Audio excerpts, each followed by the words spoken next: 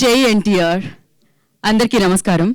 ముందుగా నేను జై ఎన్టీఆర్ అని ఎందుకు మొదలు పెట్టానంటే డెఫినెట్గా ఇప్పుడు నేను మాట్లాడబోయే వ్యక్తికి అత్యంత ఇష్టమైన వ్యక్తి, ఆయన అత్యంత అభిమానించే వ్యక్తి. అఫ్కోర్స్ మనందరం ఆయన అభిమానులమే, ఎందుకంటే ఆయన మనుషుల్లో మహానుభావుడు, పురుషుల్లో పురుషోత్తముడు. ఆయనే ఆనందం, ఆయనే అఖండం, ఆయనే అనంతం. సో అది సినిమా ఇండస్ట్రీ అయినా రాజకీయ రంగమైనా ఆయన పేరు తలిస్తే చాలు అదొక బలం వస్తుంది.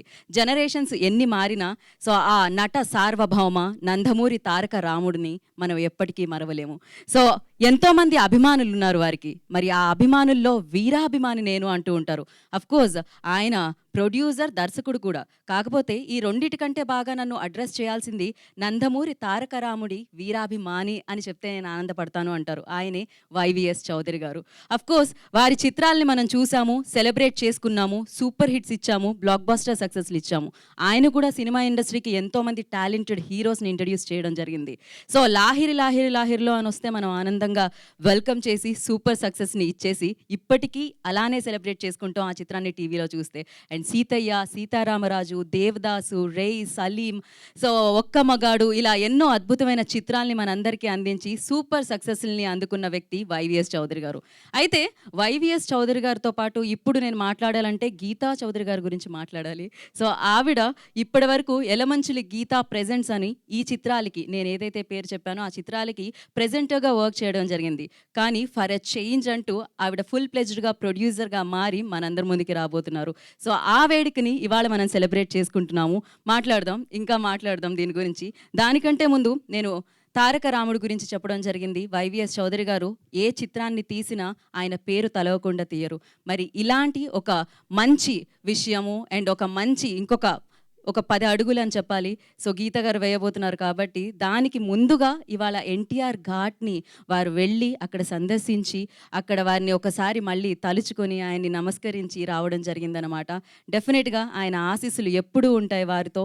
సో మరి ఇవాళ అంటే ఆయన చెప్తూ ఉంటారు ఎప్పుడు, ఎన్టీఆర్ ఘాట్ నాకు దేవాలయం లాంటిది, సో తారక రాముడు నాకు దేవుడు లాంటివాడు అని చెప్పి. డెఫినెట్గా మనందరికీ దేవుడు ఆయన.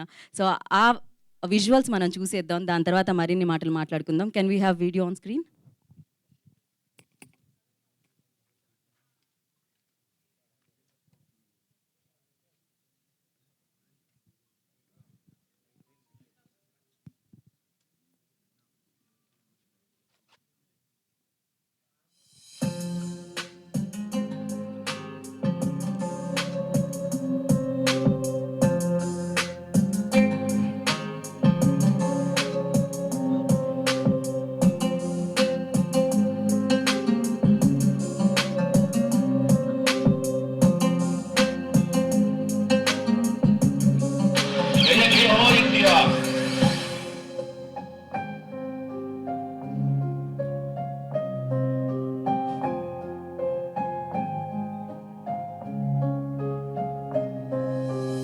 జయ హో ఎన్టీఆర్, జయ జయ హో ఎన్టీఆర్, జయ జయ హో ఎన్టీఆర్. మేము ఎన్ని శాఖలు నిర్వర్తించినా, ఎంతగా పేరు ప్రతిష్టలు సంపాదించినా ఎప్పటికీ మీ వీరాభిమానం చెప్పుకోవడంలోనే మాకు ఆనందం ఉంది. అదృష్టం కింద మహాభాగ్యంగా భావిస్తూ మీ వైవిఎస్ చౌదరి. థ్యాంక్ యూ అన్నగారు. ఎస్, ఆయన ఆశీస్సులు ఎప్పుడు మనతో పాటు ఉంటాయి. అండ్ ఇందాక నేను చెప్పాను, గీత గారు ప్రొడ్యూసర్గా తెలుగు చలచిత్ర సీమలోకి అడుగుపెట్టడం జరుగుతుంది. సో ఆఫీషియల్లీ లైక్ కంప్లీట్ ప్రొడ్యూసర్గా అనమాట. సో మరి ఈ ప్రొడ్యూసర్ అనగానే బ్యానర్ ఉంటుంది, మరి ఆ బ్యానర్ పేరు ఏమిటి అనేది ఇవాళ మనం ఆ లోగో ఆవిష్కరణ జరగబోతుంది అనమాట. సో దానికి సంబంధించి ఆ లోగోని లాంచ్ చేయవలసిందిగా ముందుగా నేను వేదిక మీదకి వైవిఎస్ చౌదరి గారు, the dynamic director YVS Chowdary గారిని వేదిక రాసిందిగా స్వాగతం పలుకుతున్నాము. అండ్ అలాగే ఎలమంచిలి గీతా చౌదరి గారిని కూడా వేదిక రాసిందిగా ఆహ్వానం పలుకుతున్నాము. వారిద్దరిని వేదిక మీదకి వచ్చి సో ఆ లోగోని ఆవిష్కరించవలసిందిగా కోరుకుంటున్నాం.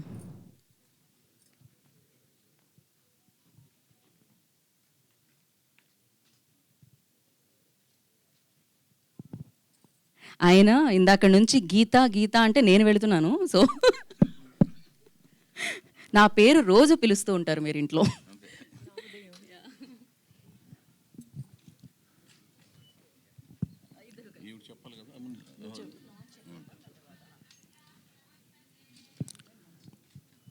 Ready? Wish you all good luck. Elamanchili Geetha. Thank you so much. Logo launch emblem. Yes, thank you Chowdary గారు, thank you so much. I wish you all good luck. God bless you. Good luck Geetha గారు. Can we have logo on screen?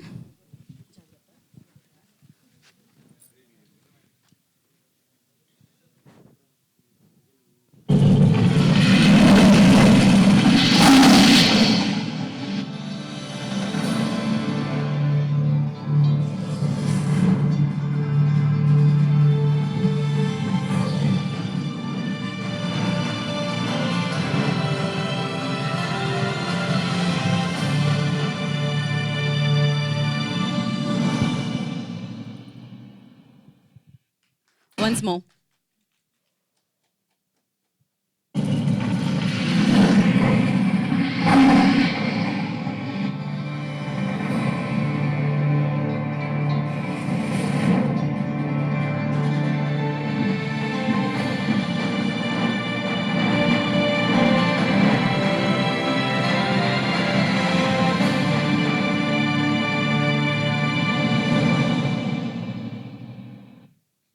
Wow.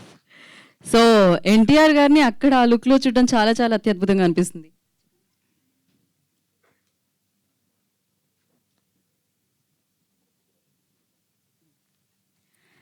So yes గీత గారు, congratulations. Of course మొదట ఆవిడ acting ద్వారా పరిచయం అవ్వడం జరిగింది, దాని తర్వాత చౌదరి గారి భార్య అయ్యారు, దాని తర్వాత ప్రెజెంటర్ అయ్యారు, ఇప్పుడు ప్రొడ్యూసర్ అయ్యారు. And congratulations. అండ్ ఆ వారికి ఎన్టీ రామారావు గారు అంటే ఎంత అభిమానం ఉందో మనందరికీ తెలిసిందే. యాక్చువల్లీ ఇది కోఇన్సిడెన్స్ ఆలోచించి పెట్టారా నాకు తెలియదు. ఎన్టీఆర్ కరెక్ట్గా అది బ్యానర్ పేరు కూడా అలానే వస్తుంది, న్యూ టాలెంట్ రో సెట్ అని చెప్పి. So congratulations. ఈ బ్యానర్ ద్వారా మరిన్ని అద్భుతమైన చిత్రాలు మనందరినీ పలకరించాలి, అత్యద్భుతంగా విజయవంతంగా పలకరించాలని మనస్ఫూర్తిగా కోరుకుంటున్నాం. గీత గారు అద్భుతమైన ప్రొడ్యూసర్గా మనందరి ముందుకి మంచి మంచి చిత్రాలు తీసుకొని రావాలని కోరుకుందాం. అండ్ ఎస్, ఇందాక నేను చెప్పాను వైవిఎస్ చౌదరి గారు, ఆయన ఒక బ్రాండ్. ఎందుకంటే ఎన్నో అద్భుతమైన చిత్రాలు బ్యాక్ టు బ్యాక్ సక్సెస్లను అందుకోవడం జరిగింది. ఆయన న్యూ టాలెంట్ని అండ్ కొత్త హీరోస్ని పరిచయం చేయడం జరిగింది. అలా పరిచయం చేసిన హీరోస్లో రామ్ని మనం చూస్తున్నాం, ఇప్పుడు సూపర్ హిట్స్ అందుకుంటూ ఉన్నారు. అండ్ సాయిధరం తేజ్ గారిని చూస్తున్నాము. అండ్ అప్పుడు ఆదిత్య ఓంని పరిచయం చేయడం జరిగింది. అఫ్ కోర్స్ హరికృష్ణ గారిని సీతయ్య రోల్లో చూసి ఇప్పటికీ హరికృష్ణ గారు అంటే సీతయ్య గుర్తొస్తుంది అనమాట. సో ఇలా ఎన్నో అద్భుతమైన చిత్రాలు. అఫ్ కోర్స్ మనందరం చాలా ఇష్టపడే ఇలియానా గారిని కూడా వారే పరిచయం చేయడం జరిగింది దేవదాస్ చిత్రంలో. సో మరి నా మాటల్లో కంటే వీ హ్యావ్ ఎ ఏవి సో అబౌట్ వైవిఎస్ చౌదరి గారు. సో చూసేద్దాం. కెన్ వీ హ్యావ్ ఏవి అబౌట్ వైవిఎస్ చౌదరి గారు?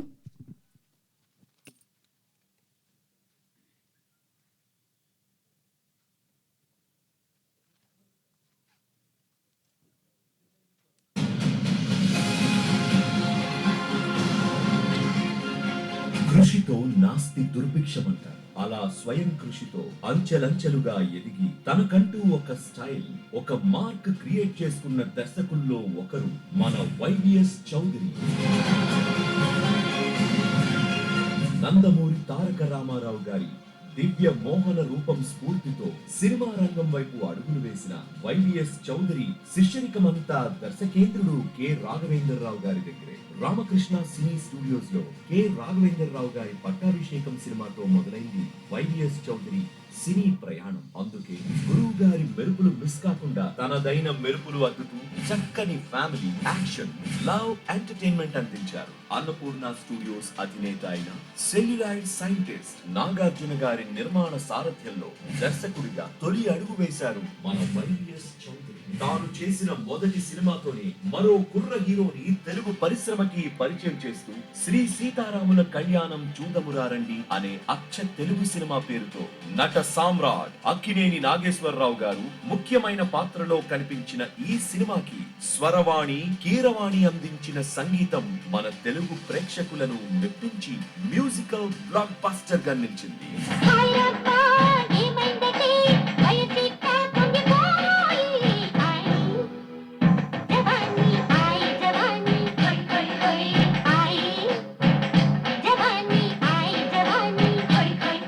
తొలి సినిమాతో సినిమాతోనే తనలోని కమర్షియల్ కోణాన్ని చూపించారు వైవిఎస్ చౌదరి. తొలి సినిమా సక్సెస్ తర్వాత రెండో సినిమాకే అక్కినేని మరియు నందమూరి కాంబినేషన్ లో వచ్చిన సీతారామరాజు సినిమా ఎప్పటికీ ఒక ట్రెండ్ సెటర్.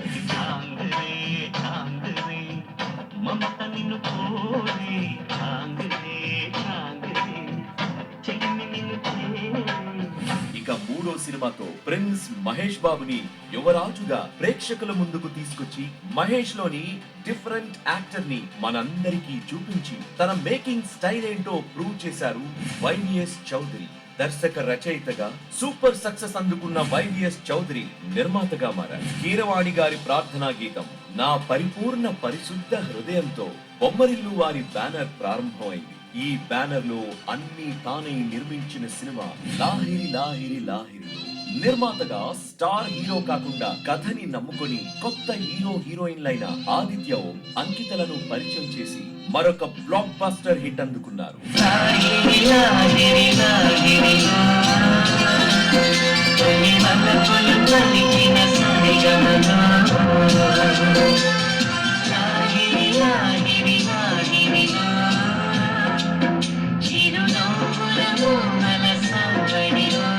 ఇదే ఊపులో మరో డేరింగ్ డెసిషన్ తీసుకొని 4 పదుల వయసు ఉన్న నటుడు నందమూరి హరికృష్ణ గారిని సోలో హీరోగా మార్చి సీతయ్య అనే ఒక పవర్ఫుల్ సబ్జెక్ట్ తో ఒక పవర్ఫుల్ పోలీస్ క్యారెక్టర్ లో హరికృష్ణ గారి నట విశ్వరూపాన్ని చూపించి బ్లాక్ బస్టర్ సక్సెస్ కొట్టి అసలు సిసలైన నందమూరి అభిమాని అని ప్రూవ్ చేసుకున్నారు మన వైవిఎస్ చౌదరి. లో ఉన్న మజా వైవిఎస్ చౌదరి గారికి తెలిసినంతగా ఎవ్వరికీ తెలియదు. హీరో వెంకట్, ఆదిత్య ఓం, చాందిని, అంకితలను తర్వాత మరో యంగ్ హీరోని ఇంట్రడ్యూస్ చేశారు. దేవదాస్ అనే సూపర్ హిట్ టైటిల్ తో యూత్ఫుల్ లవ్ స్టోరీకి రామ్ పోతినేని, ఇలియానాలను తెలుగు ప్రేక్షకులకు పరిచయం చేశారు వైవిఎస్ చౌదరి. అప్పటికి ఇప్పటికీ సినిమాలోని పాటలకు సీన్స్ కు ఓ సపరేట్ ఫ్యాన్ బేస్ ఉంది. ఇక ఈ దేవదాస్ సినిమా వైవిఎస్ చౌదరి కెరియర్ లో మరో బిగ్గెస్ట్ బ్లాక్ బస్టర్.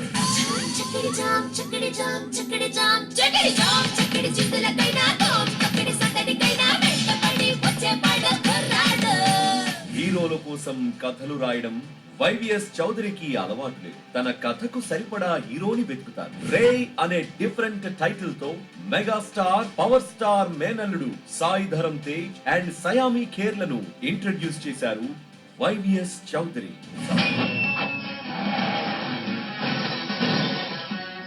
అందరూ అభిమానంతో అన్నయ్య అని పిలుస్తారు. నేను మాత్రం ముద్దుగా మావయ్య అని పిలుస్తాను. వైవిఎస్ చౌదరి సినిమా కథలు different. YVS Chowdary cinema titles excellent. YVS Chowdary సినిమాల్లోని పాటలు all time sweetest. YVS Chowdary cinema ఎప్పుడూ ఒక వర్చువల్ ఫీస్ట్. తన కెరియర్ లో తనదైన స్టైల్లో సినిమాలు అందించారు వైవిఎస్ చౌదరి. కెరియర్ అంతా లార్జర్ దాన్ లైఫ్ సినిమాలు అందించిన వైవిఎస్ చౌదరి ఇప్పుడు రాబోయే రోజుల్లో కూడా అదే స్టైల్, అదే కమిట్మెంట్ తో బ్లాక్ బస్టర్ మూవీస్ అందించడానికి సిద్ధమవుతున్నారు.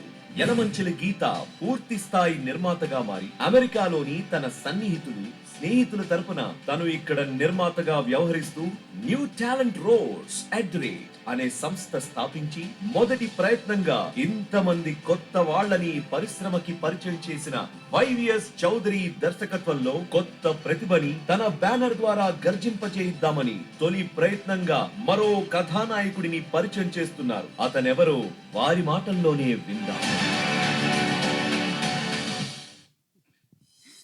Wow, beautiful journey. అసలు సినిమా అనేది larger than life. Of course అలాంటి లార్జర్ దెన్ లైఫ్ సినిమాలు ఎన్నో అందించడం జరిగింది వైవిఎస్ చౌదరి గారు. అండ్ ఎస్, మళ్ళీ ఒకసారి అలాంటి సినిమాల్ని మనం సెలబ్రేట్ చేసుకోబోతున్నాం అనమాట. సో దాని గురించి మాట్లాడదాం, వారి మాటల్లో విందాం.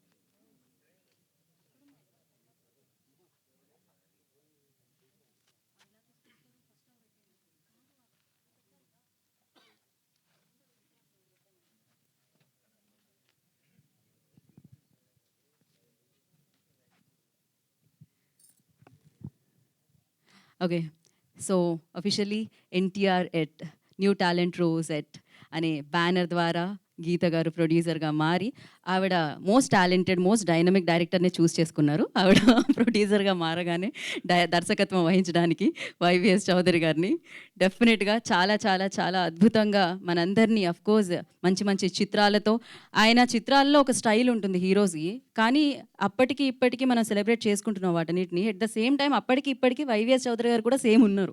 ఇందాక ఏవీలో చూస్తే ఏమాత్రం మార్పు లేదనమాట. సో ఆ ఎనర్జీ, ఆ డెడికేషన్ ఉన్న మనుషులు ఎప్పుడు ఆనందంగానే ఉంటారు, ఆ ఆనందంతో ఎప్పుడు ఒకేలా ఉంటారు, అద్భుతంగానే ఉంటారు అని మరొకసారి ప్రూవ్ చేశారనమాట. డెఫినెట్గా మళ్ళీ మనం ఎలా అయితే సెలబ్రేట్ చేసుకున్నామో వారి సినిమాల్ని ఇంతకుముందు, ఇప్పుడు మళ్ళీ ఆయన అంతే ఉత్సాహంతో అంతే ఎనర్జీతో మన అందరి ముందుకి సినిమాని తీసుకొని రాబోతున్నారు అనమాట. సో ఎన్టీఆర్ ఎట్ అన్న బ్యానర్తో గీత గారి నిర్మాణంలో. సో అలాగే ఇవాళ ఒక అద్భుతమైన రోజు అని చెప్పాలి డెఫినెట్గా, ఎందుకంటే ఇవాళ మన బాబు మన బాలయ్య బాబు బర్త్డే. సో ముందుగా నందమూరి బాలకృష్ణ గారికి హృదయపూర్వకంగా ఆయన జన్మదిన శుభాకాంక్షలు తెలియజేస్తున్నాము. ఆయన కూడా ఇలానే ఎన్నో అద్భుతమైన చిత్రాలని అందించాలి, ఎన్నో అద్భుతమైన పుట్టినరోజు జరుపుకోవాలని మనస్ఫూర్తిగా కోరుకుంటున్నాము. మరి ఆలస్యం చేయకుండా ఇప్పుడు పిలిచేద్దాము the dynamic and the most talented and most dedicated director, producer, director and NT Ramarao గారి వీరాభిమాని వైవిఎస్ చౌదరి గారిని వేదిక రాస్తుందిగా స్వాగతం పలుకుతున్నాము.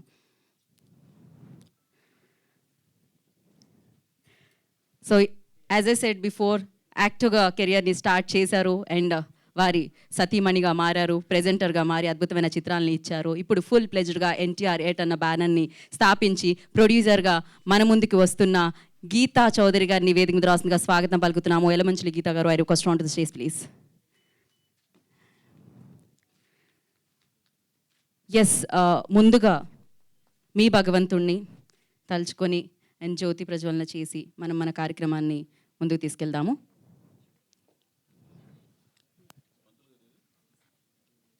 ఎక్కడున్నారు?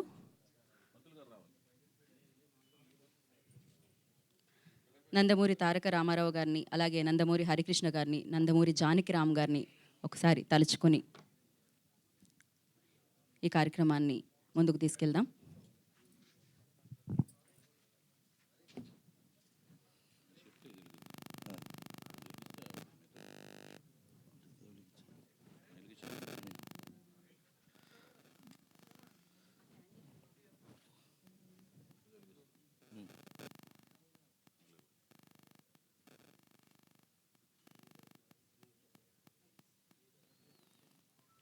ఓం మూర్ధానం దివానదం మృదువ్యావైశ్వానర్మృదాజ జాతభక్త్యం కవిగం రాజమదితం జనానామాసన్నాపాత్రం జనయంత దేవాః ఉత్తీభ్యస్తజాతవేదో భక్తం నిరుతిం మమ వసో గుహ్యమహ్యమావహ జీవనం చ దిశో దశ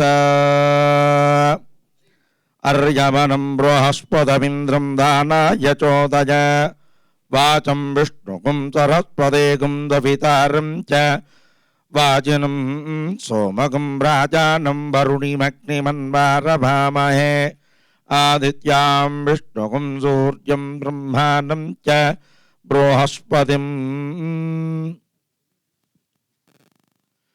ఉద్దీభ్యస్తజాతవేదో భక్తం నిరుతిం మమ పశో గుహ్యమహ్యమావహ జీవనం చ దిశో దశ అర్యమనం బృహస్పతిమింద్రం దానాయ చోదయ వాచం విష్ణుకుం సరస్వదేగుం దవితారం చ వాచనం సోమకం రాజానం వరుణిమగ్నిమన్వారభామహే ఆదిత్యాం విష్ణుకుం సూర్యం బ్రహ్మాణం చ బృహస్పతిం అర్చత ప్రార్చత.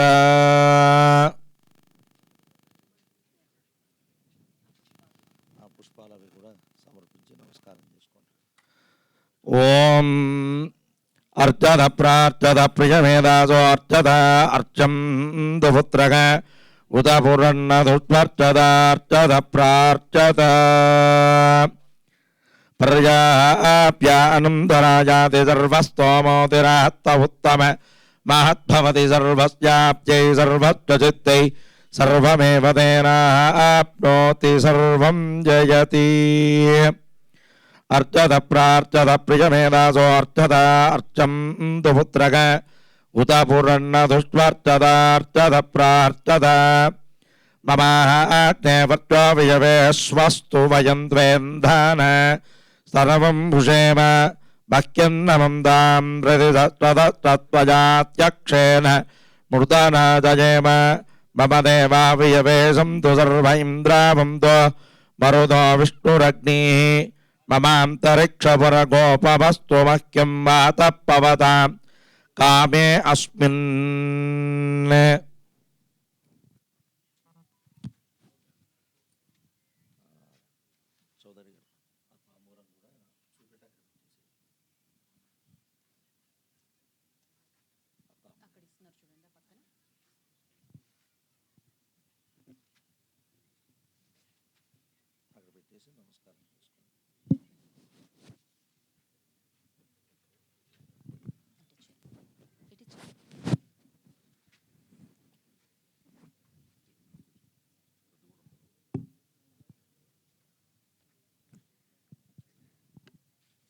సో వారి ఆశీస్సులు ఎప్పుడు మనతోనే ఉండాలని మనస్ఫూర్తిగా కోరుకున్నాం.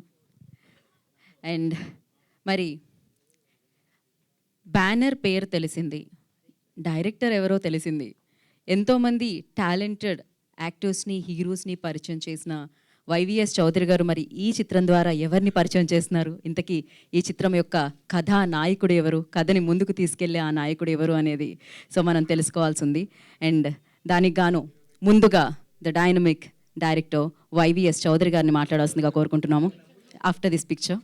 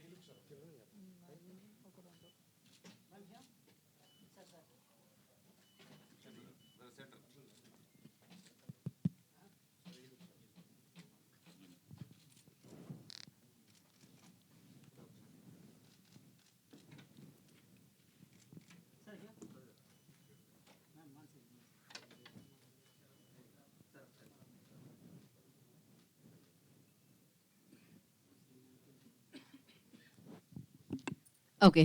సో మరి చౌదరి గారు, ఓవర్ టు యూ.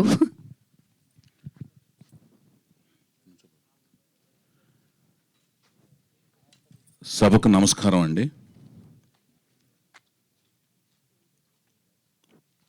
ఈ రోజున ఇంతమంది పాత్రికేయ మిత్రులు, ఎలక్ట్రానిక్ మీడియా ప్రతినిధుల ముందు,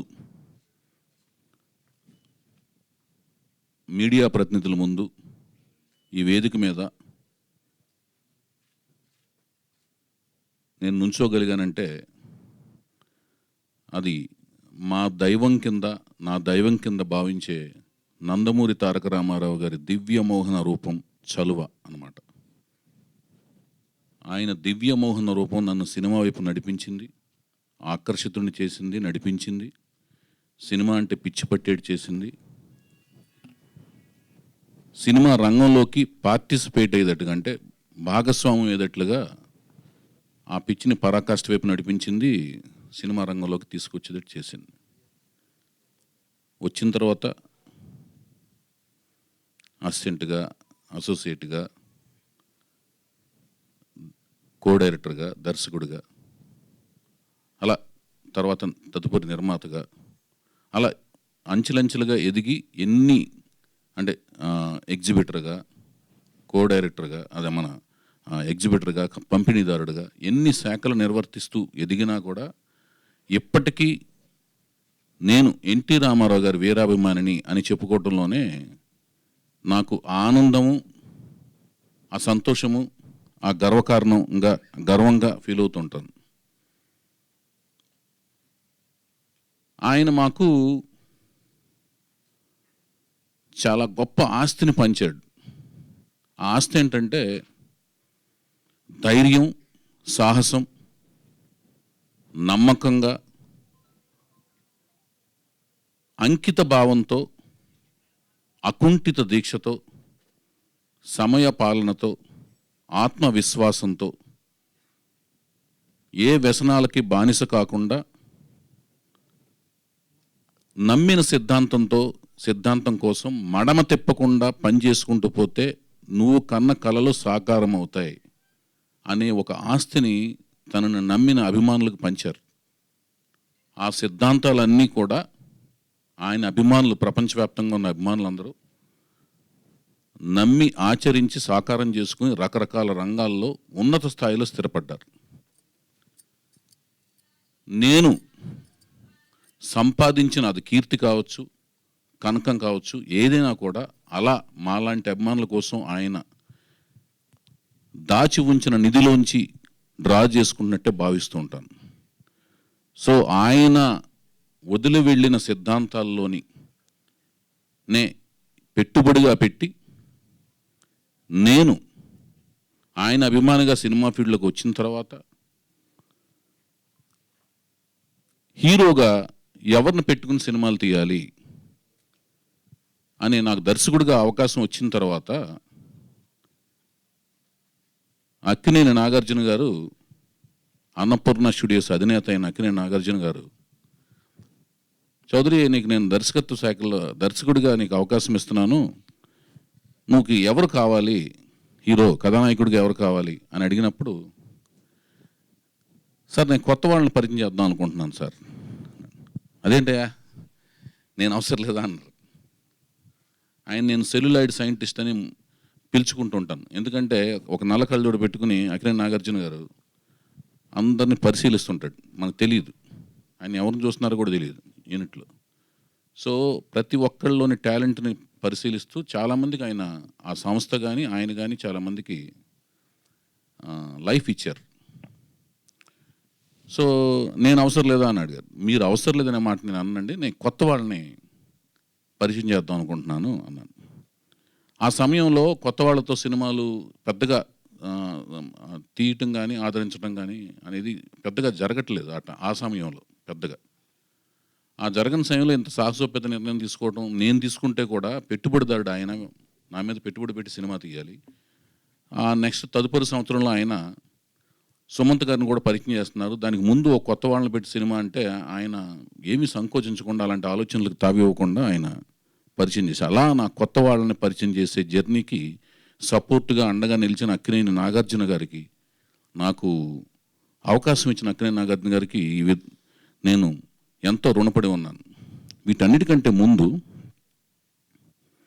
గుడివాడ పట్టణంలో నేను ర్యాంక్ 1 స్టూడెంట్ని, అలాగే హిందీ కూడా ప్యారలల్గా ప్రాథమిక, మాధ్యమిక, రాష్ట్ర ప్రవేశిక, విశారద పూర్వార్ధ, ప్రవీణ అలా చదువుతున్న రోజుల్లో 9వ క్లాస్కి వచ్చే టైంలో ఆ ర్యాంక్ 1 స్టూడెంట్ అలా క్లాసు అంటే స్కూల్ టాపరు, టౌన్ టాపర్గా వచ్చిన వాళ్ళల్లా ఆ 9th క్లాస్ వచ్చే టైంకి వేటగాడు సినిమా రిలీజ్ అయింది. అప్పటికి నేను సినిమా పట్ల పిచ్చి పాకాన పడింది. రామారావు గారి అభిమానం నుంచి టౌన్ వైడ్ ఫ్యాన్స్ అధ్యక్షుడిగా ఒక ఉన్నత పదవిని సాధించడం అనే స్థాయికి ఎదిగినట్టుగా నాకు అనిపించింది. ప్రపంచవ్యాప్తంగా ఉన్న దేశాల ప్రెసిడెంట్స్ కంటే కూడా ఇది ఒక ఉన్నత స్థానంగా భావించే అంత పిచ్చి పరాకాష్ఠకి వెళ్ళింది. అంటే ఆ వ్యామోహం అంత పరాకాష్ఠకి వెళ్ళింది. చక్కగా పైన 3 బట్టన్లు ఇప్ప తీసుకుని రామారావు గారి ఫ్యాన్స్ ప్రెసిడెంట్ని అని గర్వంగా తిరుగుతుండేవాడిని. ఆ సమయంలో నేను రాఘవేంద్రరావు అభిమాని కూడా అయ్యాను. అనుకోకుండా ఆయన దగ్గర తర్వాత తదనంతర కాలంలో ఆయన దగ్గర అసిస్టెంట్గా చేరటం నా అదృష్టం కింద భావిస్తున్నాను. ఆ సాంగ్స్ చూడటం కానీ 62 రోజులు ఆడితే మా గుడివాడలో వేటగాడు సినిమా నేను 59 సార్లు చూశాను. నాకు ఇష్టమైన రాఘవేంద్రరావు గారు మా గురువు గారు, అలాగే నేను ఎంతో అభిమానించే మా రాఘవేంద్రరావు గారు మా గురువు గారు, నేను ఎంతో అభిమానించే రామారావు గారు, నేను అభిమానించే శ్రీదేవి గారి కలయికలో చూసిన ఆ సినిమా 62 రోజులు ఆడితే 59 సార్లు చూడటం. ఆ తదనంతరం మేము అనుకునే టైంలో మాకు ఆ టైంలో ఎవరు కూడా ఒక హీరోకి వారసుడు సినిమాల్లోకి వస్తారనే ఆలోచన ఎవరికి పెద్దగా పబ్లికేషన్ అయ్యేది కాదు. అలా వచ్చిన వాళ్ళల్లో మొట్టమొదటగా రామారావు గారి అబ్బాయి హరికృష్ణ గారు కృష్ణ అవతారం ద్వారా చిన్న కృష్ణుడి కింద యాక్ట్ చేశారు. తదనంతరం తాతమ్మ కళలో తెల్ల పెళ్ళంలో ఆయన బ్రహ్మం తాత చెప్పిందని ఒక క్యారెక్టర్ త్రూఅవుట్ సినిమాలో ఉండే ఒక క్యారెక్టర్గా వాళ్ళ రామారావు గారి నాన్నగారి కోరిక మేరకు ఈ 2 పాత్రలు రామారావు గారు ఆయన చేత పోషింపజేశారు. తర్వాత తాతమ్మకల్లో నందమూరి బాలకృష్ణ గారు అరంగేట్రం చేశారు. 1974 రిలీజ్ అయింది సినిమా. 75లో కూడా మళ్ళీ రిలీజ్ అయింది. సో ఆ తాతమ్మ కళ వచ్చి దాని తదనంతరం 75లో అన్నదమ్ముల అనుబంధం వచ్చిన తర్వాత నందమూరి అభిమానులు అందరూ కూడా ఒక యువ కెరటం రాకపోతుంది.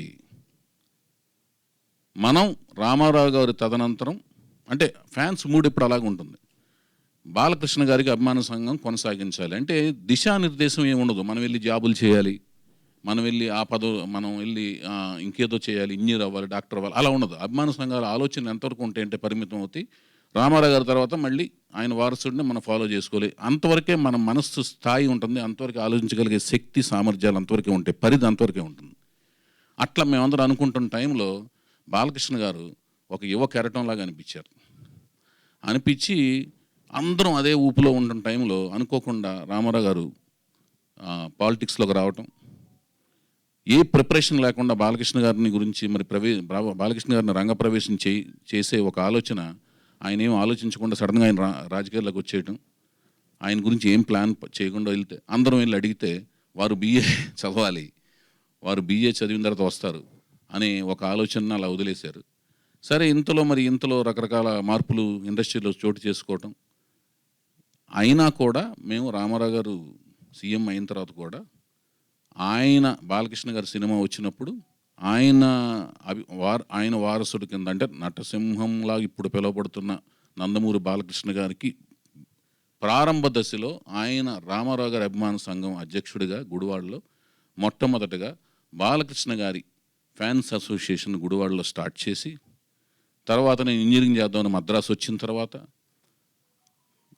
పట్టాభిషేకం అనే సినిమాకి హరికృష్ణ గారు చీఫ్ కంట్రోలర్ నిర్మాత కింద అలియాస్ నిర్మాత కింద వ్యవహరిస్తూ రాఘవేంద్రరావు మా గురువు గారు నేను ఎంతో అభిమానించిన దర్శకుడు రాఘవేంద్రరావు దగ్గర అసిస్టెంట్ డైరెక్టర్గా చేరే అవకాశం అదృష్టం కలిగిన ఆ సినిమాలో పట్టాభిషేకం సినిమాకి బాలకృష్ణ గారు హీరోగా యాక్ట్ చేస్తున్న ఆ సినిమాకి అసిస్టెంట్ డైరెక్టర్గా చేరిన తర్వాత ఎన్టీఆర్ ఫ్యాన్స్గా ఉన్న ప్రతి ఒక్క ఫ్యాన్స్ NBK ఫ్యాన్స్ అవ్వాలంటూ అప్పుడున్న ఆనందంతో అందరినీ NBK ఫ్యాన్స్ అవ్వాలని నేను ప్రత్యుత్తరాలు రాయటం ఒక 3-4 ఏళ్ల పాటు రాసి ఆ తర్వాత అసోసియేట్ డైరెక్టర్గా ఇలా నేను ఎదిగిన విధానంలో నందమూరి బాలకృష్ణ గారితో తర్వాత నందమూరి హరికృష్ణ గారితో అప్పటి నుంచి ఆయన ప్రొడ్యూసర్గా ఉన్నప్పుడు తర్వాత ఆయనతో మళ్ళీ కథానాయకుడిగా అలాగే బాలకృష్ణ గారితో కథానాయకుడిగా అలాగే నన్ను ఒక మిత్రుడిలాగా ఆదరించిన ఘట్టమనేని మహేష్ బాబు గారితో కథానాయకుడిగా అలాగే నాగార్జున గారితోనూ హరికృష్ణ గారితో అటు నందమూరి వంశం అక్కినేని గారి వంశంతో కలిపి సీతారామరాజు సినిమాతో ఒక కాంబినేషన్ ఎప్పటికీ ఊహించిన ఒక కాంబినేషన్ ఈ తరంలో ఊహించిన ఒక కాంబినేషన్ని ఒక సెట్ చేస్తూ సీతారామరాజు సినిమా అదొక కాంబినేషన్ ఇలా అన్ని రకాల కాంబినేషన్స్ అక్కినేని గారితో పనిచేసే అవకాశం కలగటం మొట్టమొదటి సినిమా అంటే ఒక సినిమా మొదటి సినిమాలోనే కొత్త నటీనటులు ఎక్స్ట్రీమ్ నటనలో పరాకాష్ఠలో ఉన్న అక్కినేని నాగేశ్వరరావుని బ్యాలెన్స్ చేస్తూ మొదటి సినిమాతోనే ఒక ఛాలెంజ్ జాబ్ చేయటం ఇలా వెళ్ళే ప్రాసెస్లో వస్తున్నప్పుడు మళ్ళీ నేను ఆదిత్యవం అంకితలను పరిచయం చేయటం రెండో జంట కింద దేవదాస్ సినిమాతో ఆ టైటిల్తో అమెరికాలో షూటింగ్లు జరుగుతుంటే అమెరికాలో షూటింగ్లు చేస్తే తెలుగు సినిమాలు ఫ్లాప్ అవుతాయి అనుకుంటుంటే దానికి ఎదురీది వెళ్ళి అమెరికాలో షూటింగ్ చేసి అనుకోకుండా అఖండ విజయాన్ని సాధించడం ఎంతో కష్టపడి దాని తర్వాత మళ్ళీ సాయి ధరమ్ తేజ్ మెగాస్టార్ పవర్ స్టార్ల మేనలుడు ఆయన్ని పరిచయం చేసి సాయి ధరమ్ తేజ్ని పరిచయం చేసే అదృష్టం కలగటం ఇలా కంటిన్యూగా జంటలను పరిచయం చేసే నా దృష్టిలో నెక్స్ట్ ఎవరిని పరిచయం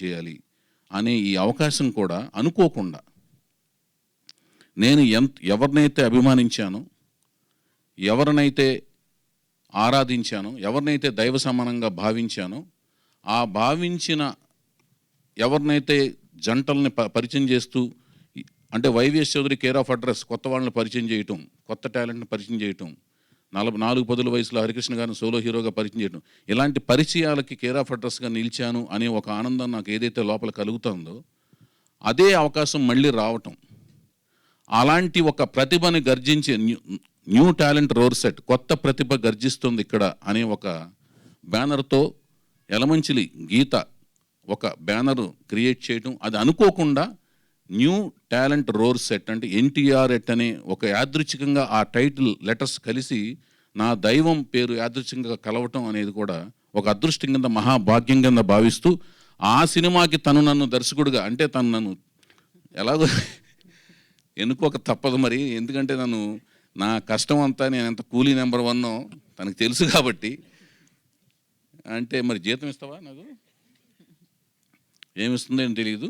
తను నన్ను ఎన్నుకోవటం, అది అక్కడ న్యూ టాలెంట్ రోర్ సెట్ అని పెట్టినప్పుడు నేను కొన్ని సలహా సంప్రదింపులు నన్ను అడిగినప్పుడు, క్రియేటివ్ ఇన్పుట్స్ ఇచ్చినప్పుడు, రామారావు గారు వచ్చిన కొత్తలో పాతాళ పేరు చేస్తున్న టైంలో ఆయన కొత్త టాలెంట్ అనమాట. అప్పుడు జానపద చిత్రాలు కేర్ ఆఫ్ అడ్రస్ నాగేశ్వరరావు, కీలుగుర్రం కానీ అలాంటి ముగ్గురు మరాఠీలు అలాంటి సినిమాలు చేస్తున్నప్పుడు, అప్పుడు జానపద చిత్రంలో కొత్త టాలెంట్తో ఆయన వచ్చి మొసలిని చంపి ఆశీర్వాదం, అందులోంచి వచ్చిన దేవత ఆశీర్వాదం పొంది మాంత్రికుడిని చంపటానికి అప్పుడున్న ఆ బాడీతో ఆయన వస్తూ కత్తిని అలా పట్టుకుని బట్టలు ఒక చేత్తో పట్టుకుని అలా చూస్తున్న ఒక మనిషి, నొక్కులు జుట్టేసుకుని ఉంగరాల జుట్టుతో 6 పలకల దేహం ఇప్పుడు అంటున్నారు కానీ ఆ దేహదారిద్ర్యంతో వస్తున్న ఒక మనిషి నుంచున్నాడు. కింద అహమస్మి యోధ, నేను ఒక యోధుడిని, నేను ఒక పోరాట యోధుడిని, ఐఎమ్ ఏ ఫైటర్ అన్న ఒక క్యాప్షన్తో ఎన్టీఆర్ ఎట్ కొత్త ప్రతిభ ఇక్కడ గర్జిస్తుందని ఒక బ్యానర్తో నన్ను దర్శకుడిగా, కేవలం దర్శకుడిగా కథా స్క్రీన్ ప్లే దర్శకత్వం ఎన్నుకోవటం అనేది నా అదృష్టం కింద భావిస్తూ, దీనికి కొత్త ప్రతిభ ఎవరిని ఎన్నుకోవాలి అనే ఆలోచన వచ్చినప్పుడు, ఇప్పుడు ఇది మీరంతా వెయిట్ చేస్తుంది, ఆ పేరు ఎవరు, ఆ వ్యక్తి ఎవరు, ఇంతటి ఒక చరిత్ర అంటే నేను ఇంతమంది జంటలను పరిచయం చేశాను, ఎవరిని పరిచయం చేస్తాము, ఇంతకాలం వెయిట్ చేస్తున్నాం. యాక్చువల్గా ఇందాక నుంచి నా మిత్రులందరూ, పాత్రిక మిత్రులు చాలా సన్నిహితంగా స్నేహితులు, ఎప్పుడు కలుస్తుంటాం, మన ఐమాక్స్లో కలుస్తుంటాం, మీ అందరు నాకు సోదరులు లాంటి వాళ్ళే.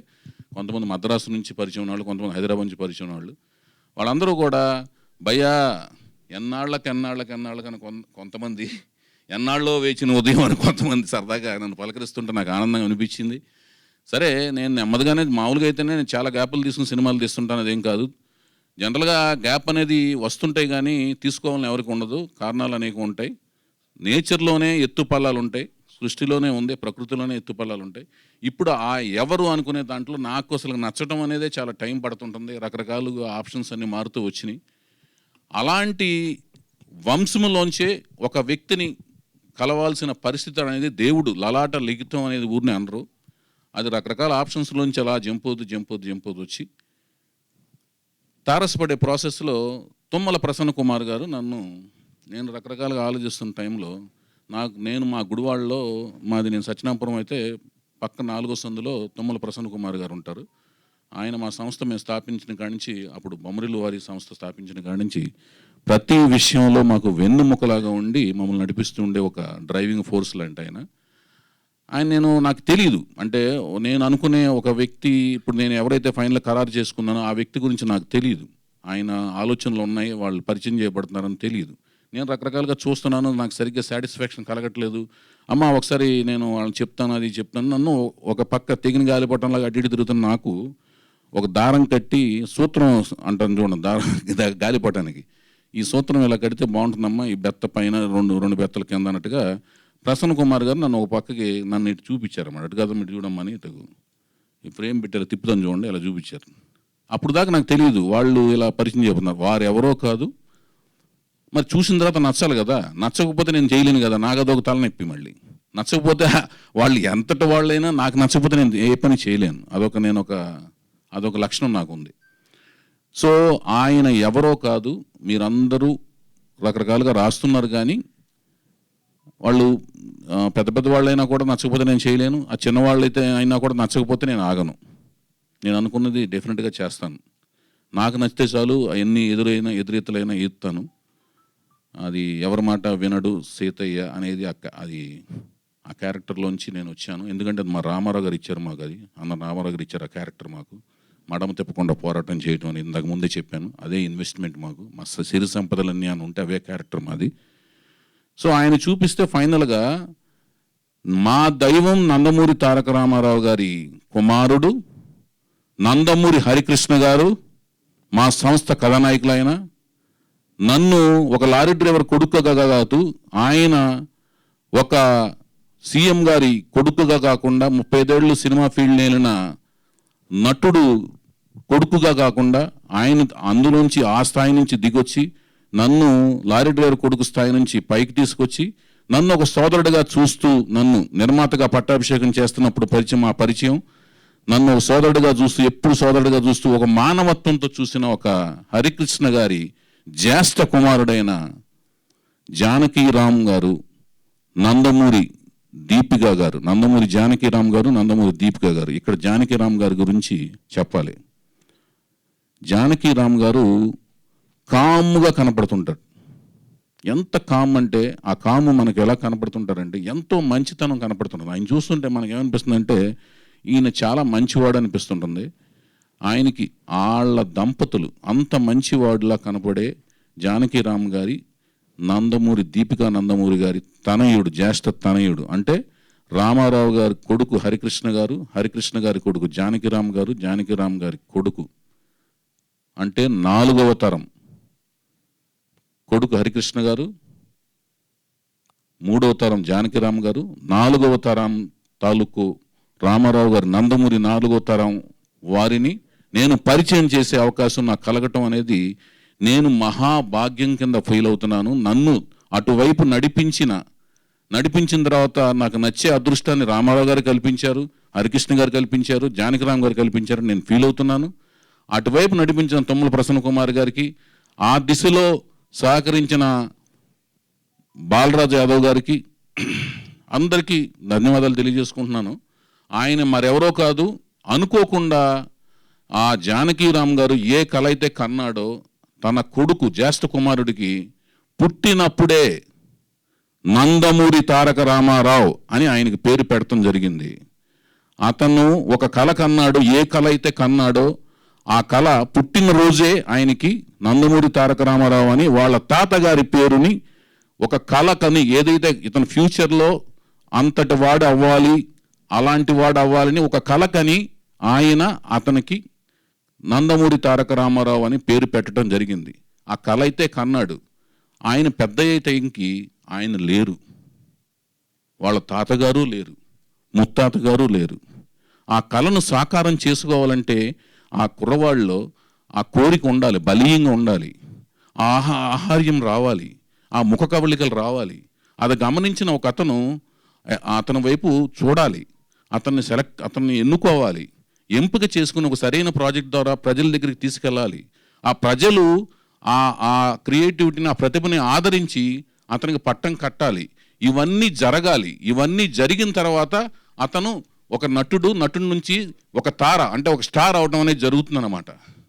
ఆ కళ కన్నాడు. కళ కన్న తర్వాత మొట్టమొదటి నేను చెప్పిన స్టేజ్ ఏంటంటే ఆ కుర్రోడ్లో తపన ఉండాలి, ఆ మంచి లక్షణాలు ఉండాలి, ఆ ఆహార్యం ఉండాలి. అవన్నీ ఇంకొక దర్శకుడికి నచ్చాలి. ఆ దర్శకుడు అంతకుముందు ఇలాంటివన్నీ చేసి ఉండాలి, మంచి సబ్జెక్ట్ దొరకాలి.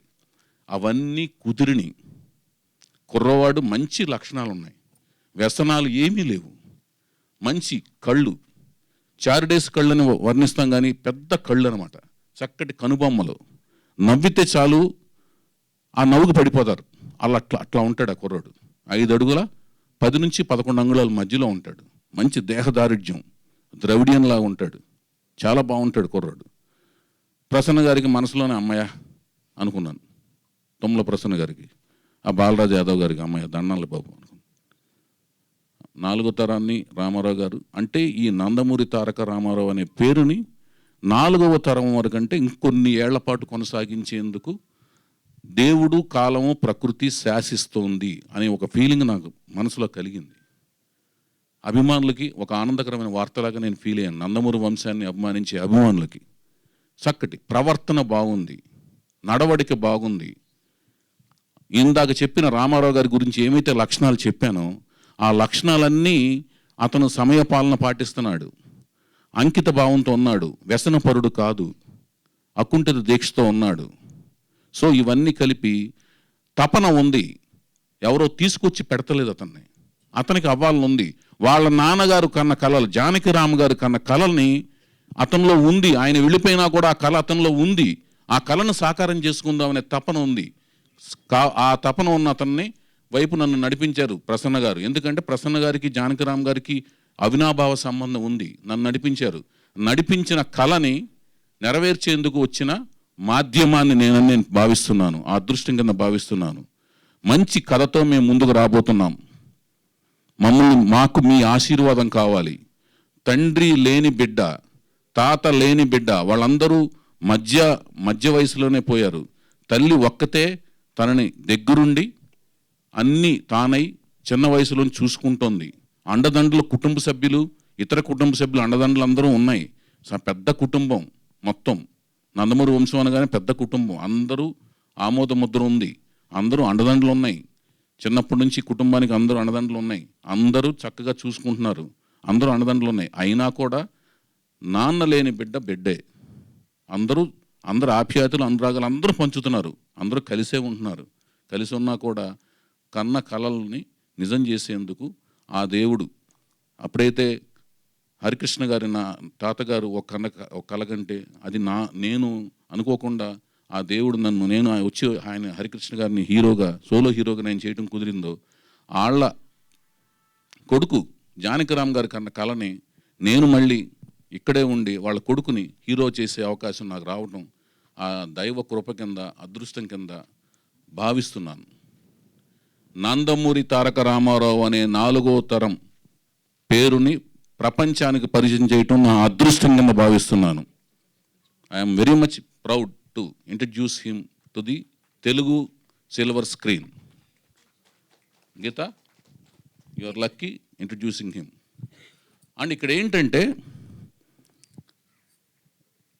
జానకిరామ్ గారు వెళ్ళిపోయిన తర్వాత దీపిక గారు లేకపోతే పెంపకం కూడా కరెక్ట్గా జరిగిందని నేను ఫీల్ అవుతున్నాను. లేకపోతే చిన్నపిల్లలకి అటు ఇటు తెలియకుండా ఏదన్నా పెంపకం అటు ఇటు అవ్వచ్చేమో మనకు తెలియదు కదా. అది తర్వాత ఇంకొకటి ఏంటంటే కథానాయకుడు వరకు అయ్యింది, కథానాయకును కూడా పరిచయం చేయాలి మేము.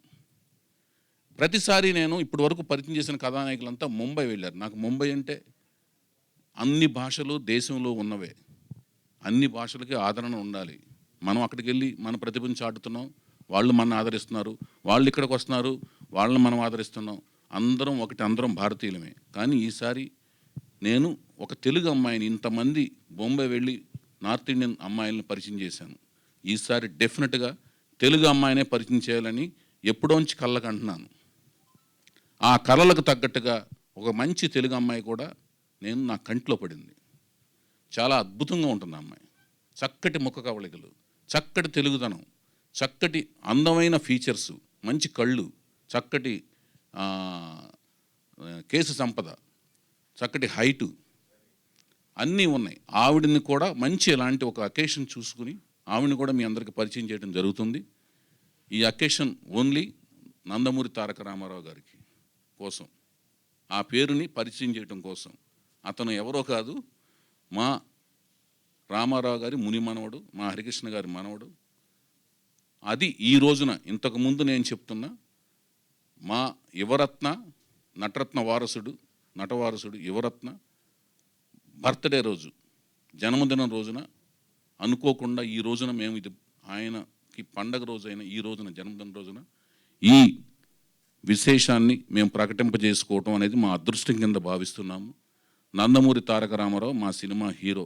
మా సినిమా అంటే నేను దర్శకత్వంలో చేయబోతున్నా. మా యలమంచిలి గీత ప్రొడ్యూసర్గా వ్యవహరిస్తున్న, తనని వెనక నుంచి నడిపిస్తున్న అమెరికా ఫైనాన్షియర్స్ అండదండలతో నిర్మాతలు, ఈ నిర్మాతగా వ్యవహరిస్తున్న ఈవిడికి అమెరికా నుంచి అండదండలు ఇస్తున్న చాలామంది శ్రేయోభిలాషుల సన్నిహితులు వాళ్ళ యొక్క అండదండలతో నడిపిస్తున్న ఎగ్జిక్యూటివ్ ప్రొడ్యూసర్ ఎవరు? రమేష్ అత్తిలి గారండి ఈ మూవీకి ఎగ్జిక్యూటివ్ ప్రొడ్యూసర్. మా సన్నిహితులు, స్నేహితులు, శ్రేయోభిలాషులు అందరి అండదండతో మీ మూవీని మా ఫస్ట్ ప్రొడక్షన్ స్టార్ట్ చేయబోతున్నామండి. మీ అందరి ఆశీస్సులు ఉంటాయని మేము పూర్తిగా నమ్ముతున్నాం. Thank you. ఇదమ్మాన్ గారు, దిస్ ఈజ్ వాట్ ఇప్పుడు so thank you so much. ఎక్కడ విన్నా ఎన్టీఆర్ పేరే వినిపిస్తుంది, బ్యానర్ పేరు ఎన్టీఆర్ ఎట్, అండ్ ఎన్టీఆర్ యూనో ఆ పేరుతో హీరో రాబోతున్నారు, న్యూ టాలెంట్ రాబోతుంది, 4వ తరం రాబోతుంది ఎన్టీ రామారావు గారి వైపు నుంచి, వారి ఫ్యామిలీ నుంచి. And congratulations. చెప్పండి. ఇంకొకటి ఉందండి. ఇప్పుడు అసలు ముఖ్యమైన విషయం ఏంటంటే, నేను పరిచయం చేసేది నా కథని, పరిచయం చేసింది కథని ముందుకు తీసుకెళ్లే ముఖ్య భూమికని పోషించే కథానాయకుడి యొక్క పాత్రధారుణ్ణి పరిచయం చేశాను, పేరుని. అతను ముఖ చిత్రాన్ని అన్ని పరిచయం చేస్తాను. మీరందరూ కూడా బాగా నచ్చుతుందని ఆశిస్తున్నాను, విశ్వసిస్తున్నాను. రెండోది, కథానాయకుని కూడా ఒక మంచి విశేషమైన వేడుకలో ఆవిడని కూడా మీకు పరిచయం చేస్తాను, పేరుని, ఆవిడ యొక్క చిత్రాన్ని కూడా, ఆవిడని కూడా. అట్ ది సేమ్ టైం నా సినిమాలకి అసలైన హీరో హీరోయిన్లు సంగీతం, సాహిత్యం. ఈ సినిమాకి సంగీతం అనేది చాలా పెద్ద పీట అన్నమాట. నేను చేయబోయే ఈ బ్యానర్ మీద నేను చేయబోయే నా చిత్రానికి సంగీతం ఒక కొత్త సంగీతం, అంటే అవుట్ ఆఫ్ ది బాక్స్ ఇవన్నీ చెప్పడం అనేది. ఎందుకంటే ఇవన్నీ చెప్పిన కానీ ఏంటంటే రకరకాలుగా మాట్లాడుకోవడం జరుగుద్ది. నాకు సంగీతం అంటే చాలా పిచ్చి అనమాట. అంటే అందరూ, అంటే కేపాప్ కాడి నుంచి అన్ని రకాల వరల్డ్ రిలీజియన్, అన్ని రకాల సంగీతాలు, అది ఏఆర్ రెహమాన్ గారు కావచ్చు, ఇళయరాజా గారు కావచ్చు, నేను ఎంతో ఇష్టపడే కీరవాణి గారు కావచ్చు, నా అభిమాన దర్శకులు, సంగీత దర్శకులు కీరవాణి గారు కావచ్చు, ఎవరి మ్యూజిక్ అయినా వచ్చిన వెంటనే వింటాను. సంగీతం ఎప్పుడు కూడా ఒకసారి వినకూడదు. ఏ పాట అయినా సరే 2-3 సార్లు వింటే దాంట్లోని అసలైన పల్పు తెలుస్తుంటుంది. అలాంటి సంగీతం, సాహిత్యం వాళ్ళని పరిచయం చేసే వేదిక ఈ సినిమాకి ముఖ్యం అనమాట. ఎందుకంటే కొత్త వాళ్ళతో సినిమా తీసేటప్పుడు సంగీతం, సాహిత్యం అనేది నిజమైన హీరోయిన్ల కింద లెక్క నా దృష్టిలో. వాళ్ళిద్దరూ ఎవరు, ఆ కథానాయకుడు ఎవరు, సాహిత్యం అనే కథానాయకు ఎవరు అనేది కూడా వాళ్ళ ద్వారానే ఒక మంచి వేదికలో మిమ్మల్ని పరిచయం చేయడం జరుగుద్ది. అది ఒక ముఖ్యమైన విశేషం. వాళ్ళు మాత్రం మహానుభావులు, ఈ సినిమాకి వాళ్ళు మహానుభావులు అవుతారు. నేను ప్రకటించిన వాళ్ళు, వాళ్ళ యొక్క నాలెడ్జి, జ్ఞానము, విజ్ఞానము ఈ సినిమాకి కొండంత అండా, శ్రీరామ రక్షగా నేను భావిస్తున్నాను. ఎందుకంటే వాళ్ళే నడిపించాలి ఈ సినిమాని. అంతటి బరువు బాధ్యతలు వాళ్ళ మీద ఉన్నాయి. వాళ్ళని కూడా నేను ఎప్పటికీ ఈ సినిమాకి సాహిత్యాన్ని, సంగీతాన్ని అందించే ఇద్దరు ఎవరైతే ఉన్నారో వాళ్ళకి జీవితాంతం రుణపడి ఉంటాను. అంతటి విశేషం ఉంది ఈ సినిమాలో వాళ్ళకి, వాళ్ళ ప్రాముఖ్యత, వాళ్ళ పాత్ర. అది. Thank you so much sir. Thank you. And once again congratulations. ఒక photo.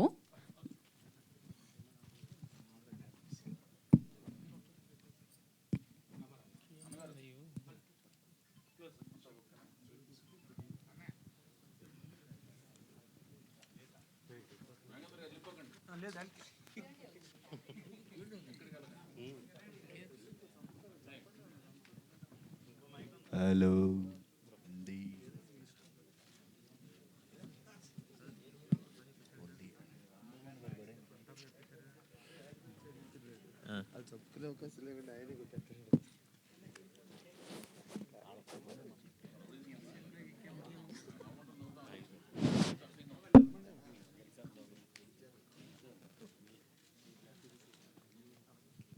Okay.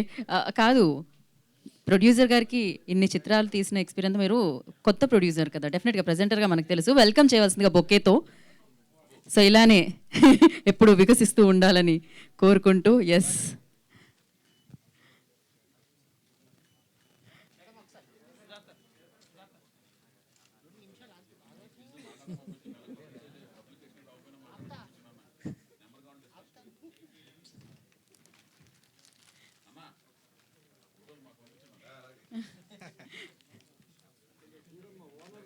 Okay. So next new producer గారు, మోస్ట్ టాలెంటెడ్ డైరెక్టర్ గారిని వెల్కమ్ చేయవలసిందిగా కోరుకున్నాం ఆవిడ ప్రాజెక్ట్లోకి.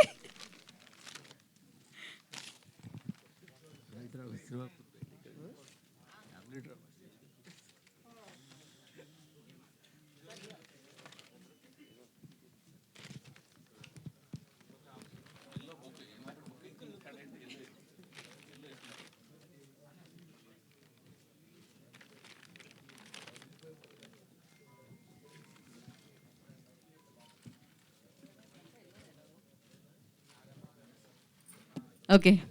సో ఇప్పుడు ఇవాళ బాలేబాబు గారు పుట్టినరోజు, మరి కేక్ కటింగ్ చేయాలి కదా, సెలబ్రేషన్స్ జరగాలి కదా. So for that actually cake తీసుకుని రండి. అండ్ అంతకంటే ముందు ఈ కథకి కథానాయకుడి వైపుకి దర్శకుడిని నడిపించిన మన ప్రసన్న కుమార్ గారిని వేదిక రాష్ట్రంగా స్వాగతం పలుకుతున్నాము. ప్రొడ్యూసర్ కౌన్సిల్ నుంచి ప్రసన్న కుమార్ గారు, I request on to the stage please. అలాగే ఏ సినిమాకైనా ఒక ఫోర్స్ లాగా అండ్ సినిమా ప్రమోషన్స్కి ఒక సోర్స్ లాగా ఉండే పిఆర్ఓస్ వంశీశేఖర్ గారిని వేదిక రాష్ట్రంగా స్వాగతిస్తున్నాము. ఐ రిక్వెస్ట్ వంశీశేఖర్ గారు on to the stage please.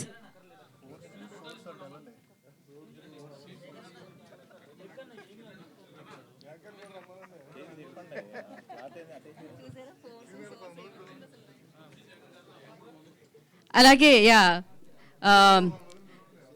YVS Chowdary గారి బ్రదర్ మధు గారిని వేదిక రాష్ట్రంగా స్వాగతిస్తున్నాం. వీళ్ళు వయసులో నాకంటే పెద్దవాళ్ళు, వంశీశేఖర్ గారు వాళ్ళు నా అన్న కింద లెక్క. నా తమ్ముడేమో మధు, తిరుపతి మధు. మధు తమ్ముడు మధు రామా, ఒక్క నిమిషం అండి. నేను ఇండస్ట్రీకి వచ్చి 10 ఏళ్ళు అయిందండి. ఇంకో 30 ఎక్కడ ఉన్నాయండి? అది 30 ఏళ్ల క్రితం, ఇంకో 10 యాడ్ చేస్తే అండి అది. ముందైతే మనం కేక్.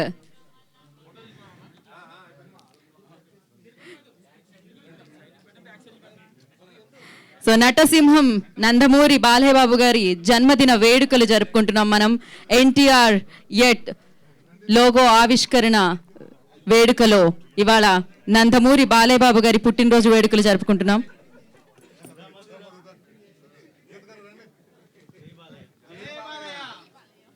జై Balayya.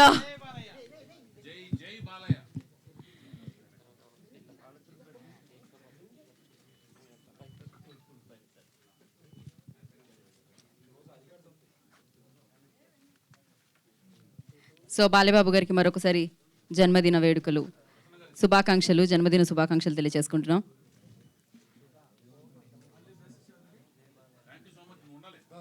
Anyhow, we have a Q&A session after this. So media interaction undi. So once again, Jai Balaya. Happy birthday, Balay Babu.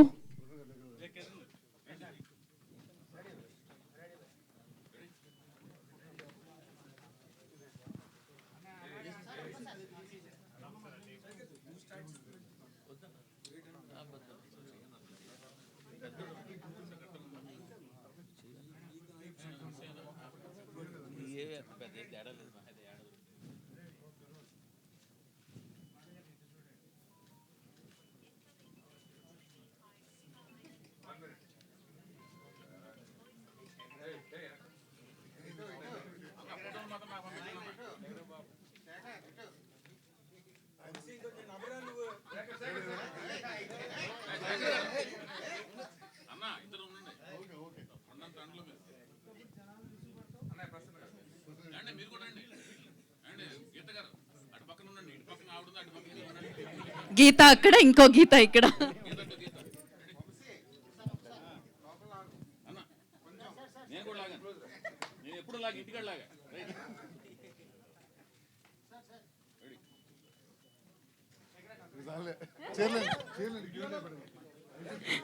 Okay okay video. Yes yes.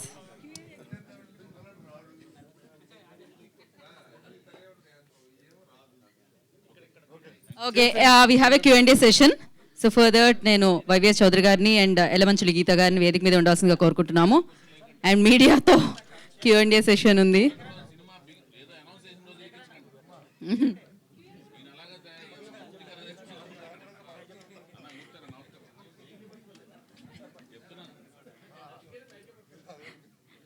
So yes, మనం Q&A సెషన్లోకి వెళ్ళిపోదాము. YVS Chowdary గారిని and ఎలమంచులి గీత గారిని కూర్చోవాల్సిందిగా కోరుకుంటున్నాం. మనం Q&A session start చేద్దాం. Okay, hello Rayesh, ఎవరు start చేస్తారు? Yeah,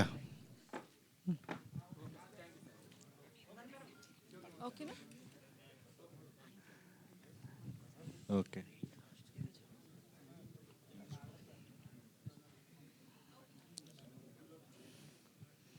yeah, Chowdary గారు.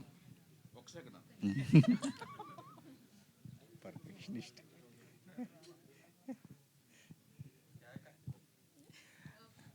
ఓకే.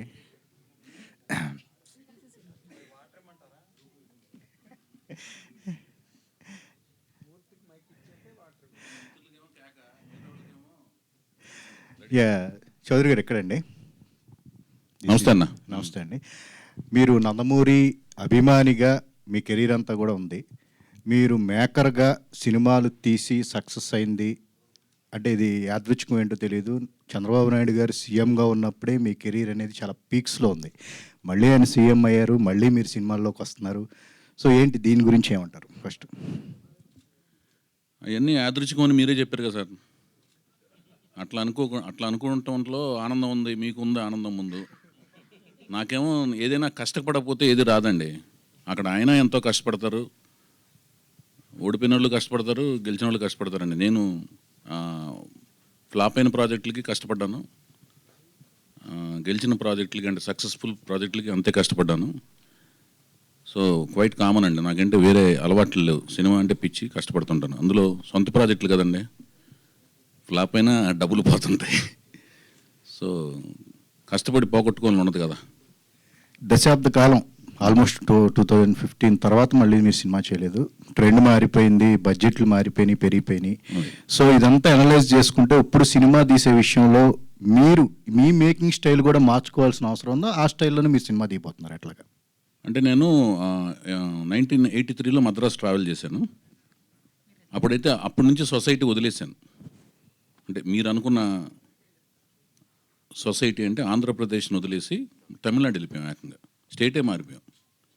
కానీ సినిమాలు చూస్తూనే ఉన్నాం. కానీ నేను ఎప్పుడు డైరెక్టర్ అయ్యాను? 98లో అయ్యాను. సక్సెస్ఫుల్ సినిమాలు ఇచ్చాను కదా. ఇప్పుడు 2006 వరకు మీరు అనుకున్న దశలో వరుసగా 6 హిట్లు ఇచ్చాను కదా. సొసైటీకి దూరంగా ఉన్నప్పుడు ఇచ్చాం కదా. అది అట్లా ఉండదు. అప్డేట్ అనేది అవుతున్నారా లేదా? మీరు సినిమా ఇండస్ట్రీతో డైలీ సినిమాలు చూస్తున్నారా? డైలీ ఇన్ఫర్మేషన్ ఇన్పుట్ తీసుకుంటున్నారా?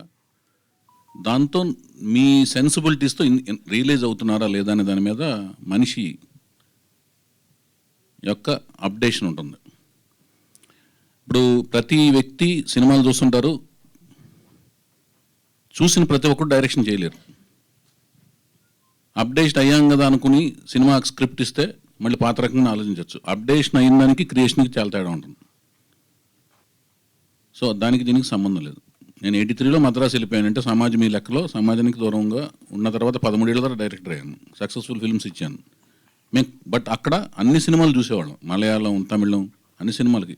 ఇప్పుడు మేము డైలీ ఐమాక్స్ దగ్గర మీకు కనపడుతున్నాయి కదా. మీరన్నా మిస్ అవుతారు. నేను అన్ని సినిమాలు అక్కడికి వచ్చి నేను, నా వైఫ్, వీలైతే మా పిల్లల్ని కూడా స్కూల్ మానిపించేసి తీసుకొస్తాం. సినిమా ఏ భాష అయినా చూసేస్తానండి. అది చౌదరి అయితే అవుతున్నాను. చౌదరి గారు అన్నా, రే నుండి కోలుకోవడానికి ఎన్నాళ్ళు సమయం పట్టిందా మీకు? కోలుకోవటం అనేది తీసుకుని దెబ్బను పెట్టండి. కోలుకోవటానికి సమయంకి ఎందుకు తేడా ఉంటుందంటే, దెబ్బ తగిలింది, అంతకుముందు కూడా తగిలింది దెబ్బలో. రేయికి ఒక్కదానికి ఎందుకు అడిగారు? అంతకుముందు తగిలిన దెబ్బలు కూడా. కానీ ఇంత గ్యాప్ తీసుకోలేదుగా అప్పుడు. అది మీకు కనపడుతుంది. గ్యాప్ని బట్టి మీరు ఎక్కువ దెబ్బ తగిలిందని మీరు అనుకుంటున్నారు. మీరు ఎందుకు అనుకుంటున్నారు మీరు చెప్పాలి. అంటే గ్యాప్ రావడానికి వేరే కారణాలు చాలా ఉన్నాయి. అవన్నీ ఏంటంటే సినిమా రిలేటెడ్ కాదు. అది సినిమా రిలేటెడ్ కాదన్నది. అంటే గ్యాప్ తీసుకోవడం సినిమా రిలేటెడ్ కాదు. మధ్యలో రెండేళ్ళేమో కరోనా వలన సినిమా ఫీల్డ్లో స్తబ్దతగా ఉంది. ఆ కరోనా టైంలో కూడా ఆల్రెడీ రన్నింగ్లో ఉన్న ఫిల్మ్స్ తర్వాత 1.5 2 years పట్టింది. ఆ టైంలో నేను సినిమా స్టార్ట్ చేయలేదు కాబట్టి దానివల్ల 4 ఏళ్ళు సినిమాలు ఎవరు తీయలేదు. కరోనా టైంలో తీయని వాళ్ళందరూ కూడా 4 ఏళ్ళు ఆగిపోయారు. అది 4 ఏళ్ళు తీసేయచ్చు. నేను రేయి వలన రేయి తర్వాత 4 ఏళ్ళు గ్యాప్ ఉంది. అందులో 2 ఏళ్ళు గ్యాప్ జెన్యూను, 2 ఏళ్ళేమో నేను రేయి సినిమా ఎఫెక్ట్ 2 ఏళ్ళు ఉంటుంది, 1.5 2 years. నాకు సినిమాకి 2 years గ్యాప్ జనరల్ కావాలి. నేను రెడీ అయ్యాను, రెడీ అయ్యే టైంకి కరోనా వచ్చింది. అంటే ఇప్పుడు ఎన్నాళ్ళ నుండి కథానాయకుడిని వెతుకుతున్నారు మీరు? కథానాయకుడిని రేయికి ముందు, కరోనాకు ముందు నుంచి దాదాపు 2018 ఎండ్ నుంచి ఎతుకుతున్నాను. అంటే అప్పటికి మీ దగ్గర కథ ఉందా? కథ ఉంది. కథలోని రూపాలు మారుతుంటాయి. కథ వాళ్ళు అనుకున్నాను అనుకోండి, ఇప్పుడున్న కథకు కూడా రేపెల్లుండు దానిలోని చేంజెస్ చేసుకుంటూ ఉంటాం. ఇప్పుడు KGF సినిమా వచ్చిందండి. కేజీఎఫ్ అనేది ఒక ట్రెండ్ అనుకుంటే నెక్స్ట్ కాంతార కథ వచ్చి మీకు చెప్పాను అనుకోండి, మీరే ప్రొడ్యూసరు. మా కేజీఎఫ్ టైంలో కాంతార కథ చెప్తున్నాడు ఇంటర్వ్యూడు, పూనకం అంటున్నాడు, అడవిలోకి వెళ్ళి మాయమైపోతాను అంటున్నాడు. ఎలా చూస్తారు ఈ సినిమా?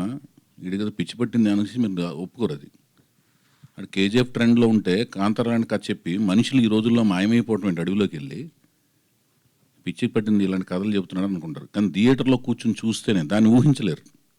ఇన్వెస్టర్ దాన్ని ఊహించలేడు.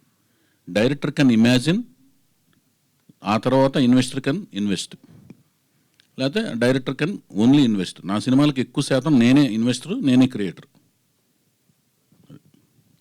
మీరు పరిచయం చేసిన హీరోలు, మీరు పనిచేసిన హీరోలు ఇప్పుడు మంచి పొజిషన్లో ఉన్నారు. రామ్ గారు కానీ, సాయిధరం తేజ్ గారు కానీ, నాగార్జున గారు కానీ, వాళ్ళని ఎవరిని అప్రోచ్ అవ్వకుండా మళ్ళీ 10 years తర్వాత కొత్త హీరోతోటే మళ్ళీ చేయడం అన్నది చిన్న రిస్క్ ఫ్యాక్టర్ అవుదా? నేను ఫస్ట్ ఫిలిం నుంచే నాగార్జున గారు ఇందాక ఇచ్చిన స్పీచ్లోనే నాగార్జున గారు అవకాశం ఇస్తానన్నప్పుడు నాకు కొత్త హీరో కావాలన్నాను.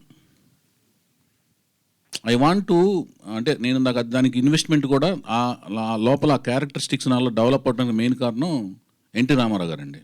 మాకు భయం ఉండదు, ఆత్మవిశ్వాసం ఉంటుంది. ఇవి చాలామంది డైరెక్టర్స్ ప్రూవ్ చేశారు. మా ప్రొఫెషన్లో ఉన్నప్పుడు ఏమవుతుందంటే, ఇప్పుడు విశ్వనాథ్ గారు ఉన్నారు, శంకరాభరణం కథ, అక్కడ ఆయన ఇన్వెస్టర్ కాదు, ఓన్లీ క్రియేటర్. ఇన్వెస్టర్ వచ్చి ఏడిది నాగేశ్వరరావు గారు. శంకరాభరణం కథ రాసుకున్నప్పుడు అప్పుడు ఎవరిని పెట్టాలండి ఆ టైంలో ఆ పాత్రకి? శంకర శాస్త్రి గారి పాత్రకి జనరల్గా డైరెక్టర్ ఏం ఆలోచిస్తారు? రామారావు గారిను, నాగేశ్వరరావు గారిని లాంటి వాడిని పెట్టాలనుకుంటారు. మంజు భార్గవ్ గారి క్యారెక్టర్ని ఎవరు పెట్టాలనుకుంటారు? అప్పుడు ఇంకో ఏదో ఫెమిలియర్ క్యారెక్టర్ని ఎవరిని పెడదాం అనుకుంటారు. మంజు భార్గవ్ గారికి అప్పుడు మలయాళం సినిమాల ద్వారా వేరే ఇమేజ్ ఉంది. ఆవిడని దిగొచ్చి ఆ ప్రముఖ క్యారెక్టర్లో ఆవిడకు ఒక సంగీతం పట్ల, సాహిత్యం పట్ల ఒక మక్కువ ఉన్న క్యారెక్టర్ కింద పెట్టారు ఆవిడని. ఓకేనండి. శాస్త్రి గారి కిందేమో, అదే శంకర శాస్త్రి గారి కిందేమో ఒక పెద్ద హీరో దగ్గరికి వెళ్లకుండా ఒక కొత్త అతను దిగుచ్చి పెట్టారు. దానికి ఏంటంటే డైరెక్టర్కు ఉన్న శక్తి, ఆత్మవిశ్వాసంతోనే ఆ స్క్రిప్ట్ నేను ఆ పోర్ట్రేట్ చేయగలిగిన శక్తి ఉంటుంది. నాకు అసలు ఏమీ భయం లేదండి, ఇన్సెక్యూరిటీ లేదు. ఇన్సెక్యూరిటీ లేనప్పుడే, అంటే ఇప్పుడు వెళ్ళిపోయి అతను వెళ్ళి అడిగేద్దాం, నేను క్రియేట్ చేసిన రామ్ దగ్గరికి వెళ్ళి అడుగుదాం, అలాగే ఆ ఆలోచన రాదు నాకు. మరి ఆ ఇన్సెక్యూరిటీ లేనప్పుడు ఎన్టీఆర్ ఫ్యామిలీ నుంచి తెచ్చుకోవడం, ఎన్టీఆర్ బ్యాన్ రైడ్ చేయడం ఎందుకు? నేను వెతుకుతున్నా కొత్త హీరోని ఎవరైనా తీసుకురావచ్చు. అదేనండి, మీరు అడిగేది ఏంటంటే అతనే ఎందుకు అని మీకు ఫీలింగ్. నేను చెప్పేది ఏంటంటే లేదు, ఆత్మవిశ్వాసం లేదు. అంటే మీకు ఏంటంటే నాకు నచ్చకపోతే ఇతనే తీసుకొని అంటున్నా. అది కాదు సార్, ఆత్మవిశ్వాసం ఉన్నప్పుడు ఒక కొత్త వేరే చేసి చూపించే కదా. ఇప్పుడు ఆదిత్య ఓం ఉన్నాడు, ఉత్తరప్రదేశ్ అతను, నాకు తెలియదు, 1 year బ్యాక్ తెలుసు నాకు. అతను 1 year బ్యాక్ అతను వేరండి. I promise and I swear అండి, you can enquiry check with Aditya Om also. నేను హీరోయిన్ కోసం వెళ్తే అతను కనపడ్డాడు నాకు. ఇది వెరైటీగా ఎనర్జెటిక్గా ఉన్నాడే, ఫంకీ స్టైల్లో చాలా బాగున్నాడు. నాకు సుష్మా కౌల్ దగ్గర ఆ హీరోయిన్ పంపించమంటే ఇతను కూడా పంపించింది, బాగున్నాడు. అతను ఫాదర్ మదర్ ఎవరో నాకు తెలియదు. నేను లాస్ట్ 1 year బ్యాక్ తెలుసుకున్నా, ఐ స్వేర్. సో వాళ్ళ ఫాదర్ అంట ఒక IAS officer, mother Samajwadi MLA అంట, నాకు తెలియదు. But he's highly dedicated. Aditya Om highly dedicated, highly determined. ఎంత రేంజ్ కంటే ఆ పొజిషన్ ఎప్పుడు చెప్పలేదు. బాంబేలో ట్రైన్ ఎక్కి, నేను ఫస్ట్ ఫిలింకి అలాగే నేనేమి ఫెసిలిటీస్ ఇవ్వనండి, జస్ట్ ట్రైన్ ఎక్కి లీ ప్యాలెస్లో షూటింగ్, ట్రైన్ ఎక్కి వచ్చాయి, బేగంపేటలో దిగిపో, డైరెక్ట్గా షూటింగ్కి వచ్చాయి, ట్రైన్లోనే స్నానం చేసి వచ్చాయి, ట్రైన్లో స్నానం చేసి వచ్చాడు. నాకు 1 year బ్యాక్ తెలిసింది. నేను ఇప్పుడు మీరు అడిగే ప్రశ్న ఎలా ఉందంటే అన్నగారు, నా జర్నీ చూసి తెలిసి కూడా అడుగుతున్నారు మీరు. అది నాకు కొంచెం, అంటే నేను చెప్పాను. ఇప్పుడు హరికృష్ణ గారు ఇప్పుడు లాహిర్ లాయర్ అయిందా? ఒక నిమిషం వినండి అన్న వినండి. లాహిర్ లాయర్ అయిన తర్వాత అది 7th class పబ్లిక్ ఎగ్జామ్, ఓకేనండి. తర్వాత 8th, 9th రిలీఫ్ ఉంటుంది, 10th మళ్ళీ పబ్లిక్ ఎగ్జామ్ కదా జనరల్గా. 7th అయిన వెంటనే మళ్ళీ యాసిడ్ టెస్ట్ ఎవడన్నా పెట్టుకుంటారండి?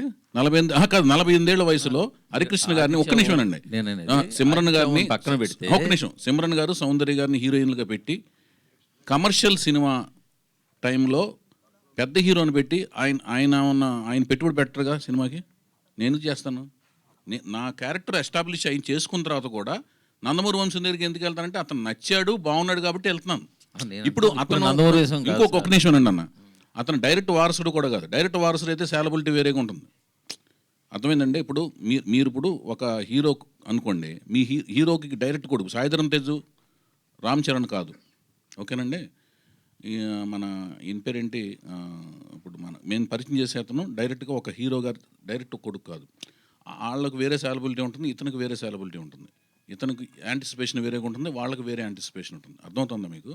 సో ఇక్కడ మీరు ఏం ఆలోచించాలంటే వైవిఎస్ చౌదరి జర్నీ ఏంటి, అతను తీసుకునే రిస్క్ ఏంటి, అతని క్యాలిక్యులేషన్స్ ఏంటి, అతను దేని మీద స్టిక్ అయ్యి వెళ్తాడు అనే దాని మీద మీరు నా జర్నీని కూడా అసెస్మెంట్ చేసి. మీ జర్నీ చూస్తేనే మీరు ఆదిత్యహోమం పక్కన పెడితే, ఆదిత్యం కాదు, హరికృష్ణ గారితో 3 సినిమాలు ఎవరైనా తీయగలరా? హరికృష్ణ గారు కాదండి, మీరు రాముని పరిచయం చేశారు. ఒక్క నిమిషం సినిమా వారసుడే. రామ్ సినిమా వారసుడు కాదు, రామ్ సినిమా వారసుడు అయితే రవికిషోర్ గారు ప్రొడ్యూస్ చేయాలి. నేను ఎందుకు ప్రొడ్యూస్ చేయాలి? ప్రొడ్యూస్ కాదండి, మూర్తి గారు ఒక్క మాటనండి. ప్రొడ్యూస్ చేయటం అనేది it's not an easy job. Ram మీద ఒక్క రూపాయి సాలబిలిటీ ఉండదు. 10 కోట్లు రిలీజ్ రోజున డబ్బులు పోయినాయి అన్నారు. 10 కోట్లు ఖర్చు అయింది నాకు. ఆస్తులన్నీ నా అన్ని స్టేకులో ఉన్నాయి. నేను మళ్ళీ శాటిలైట్ రేట్స్ తక్కువ రేటుకి అమ్మి వాటిల్ని జీటీవీకి తక్కువ రేటుకి అమ్మి, జీటీవీ రాఘవేంద్ర రెడ్డిని అడిగితే తెలుస్తుంది, పబ్లిసిటీ చేసి ఆడియన్స్ ఎవరు లేరు థియేటర్ల దగ్గర. 4 వారాలు థియేటర్ల చుట్టూ తిరిగి నేను థియేటర్లో జనం ఉన్నారన్నట్టుగా మైకులతో మాట్లాడేవాడిని. బ్రహ్మాండంగా ఉన్నారు జనం, ఆనందంగా ఉంది నాకు. జనాలు మైకులు అటు తెప్పదనేవాడిని. విజయవంతం చేసినందుకు ఆనందంగా ఉంది అని మాట్లాడేవాడిని. ఇవన్నీ నిజాలండి, ఫ్యాక్ట్స్. అది నెమ్మదిగా రొటేట్ అయ్యింది. లాహిర్ నా సినిమాలు, నా విజయాలన్నీ ఈజీగా రాలేదు అన్నగారు. మీరు చెప్పే జాగ్రత్తగా వినండి. 11న దేవదాస్ రిలీజ్ అయింది, జనవరి 11. 12న స్టైల్ పడింది నెత్తి మీద. స్టైల్ ఏంటంటే ఇండస్ట్రీలో ఫస్ట్ ఆఫ్ ఇట్స్ కైండ్ లాగా చిరంజీవి గారు గెస్ట్ అపిరెన్స్, ఒక మాస్, పెద్ద బిగ్గెస్ట్ మాస్ హీరో. ఒక బిగ్గెస్ట్ క్లాస్ హీరో నాగార్జున గారు గెస్ట్ అపిరెన్స్, లారెన్స్. స్టైల్ పడింది, దెబ్బ కుదేలైపోయింది నా సినిమా. 11వ తారీఖు రిలీజ్ చేయరు. యాక్చువల్గా లవ్ స్టోరీలు చూసే సీజన్ సంక్రాంతి సీజన్ కాదు, లవ్ స్టోరీ లేపు వెళ్ళరు. 12 స్టైల్ నా సినిమా పడుకుంది. 13 చుక్కల్లో చంద్రుడు, ఆఫ్టర్ నువ్వు వస్తానంటే వద్దంటాను, హార్ట్ థ్రోబ్ అనమాట సిద్ధార్థ. నా యూత్ కూడా వెళ్ళిపోయారు, నా దగ్గర థియేటర్ దగ్గర జనాలు లేరు. 13న లక్ష్మి, పొంగల్, కరెక్ట్గా పొంగల్ సినిమాది. దానికి ఎవరు లేడు, కాలేజీలు ఓపెన్ అయినాయి, పొంగలంతా సినిమాలు డిస్ట్రిబ్యూటర్ లెటర్లు ఇచ్చారు, టెర్మినేషన్ లెటర్స్. అక్కడి నుంచి నేను 13, 14 తారీఖులు అప్పటికప్పుడు తక్కువ డబ్బులకి, అంటే అంతకుముందు వచ్చిన ఆఫర్ కాదనుకుని చాలా తక్కువ డబ్బులకి, రీజన్ డబ్బులకి జీటీవీకి శాటిలైట్ రేట్స్ అమ్మేసి డబ్బులు పట్టుకుని తిరిగా 4 వారాలు తిరిగితే 4 వారాల తర్వాత పికప్ అయింది. హిస్టరీ అనమాట. 17 సెంటర్లు 175 డేస్ ఆడింది. తర్వాత 2 సెంటర్లు 175 డేస్. తీసిన థియేటర్ నుంచి మళ్ళీ తీసేసారు. ఈ సక్సెస్ తక్కువ అంచనట్లేదు, తక్కువ కాదు. నేను అనేది రాము కాదండి. ఎలా చెప్తున్నా అంటే కొత్త వాళ్ళతో చేస్తున్నాను, కొత్త వాళ్ళని ఎంచుకుంటున్నాను. మీరు ఎంచుకునే వాళ్ళంతా ఇండస్ట్రీలో ఒక సెర్టన్ బ్యాకప్ ఉన్న వాళ్ళే ఎంచుకుంటున్నారు. లాహిర్ ఎలాంటి సినిమా మీరు ఎన్టీఆర్ అభిమానం మీకు ఉంది, కానీ దాన్ని ఎక్కువగా చెప్పి అంటే దాన్ని కూడా సినిమాకి వాడుతున్నట్టుగా కాదు కాదు అన్ని అంటున్నాను. కాదు మీరు అంటాం కాదు, మీరు గుర్తించట్లేదని నేను అంటున్నాను.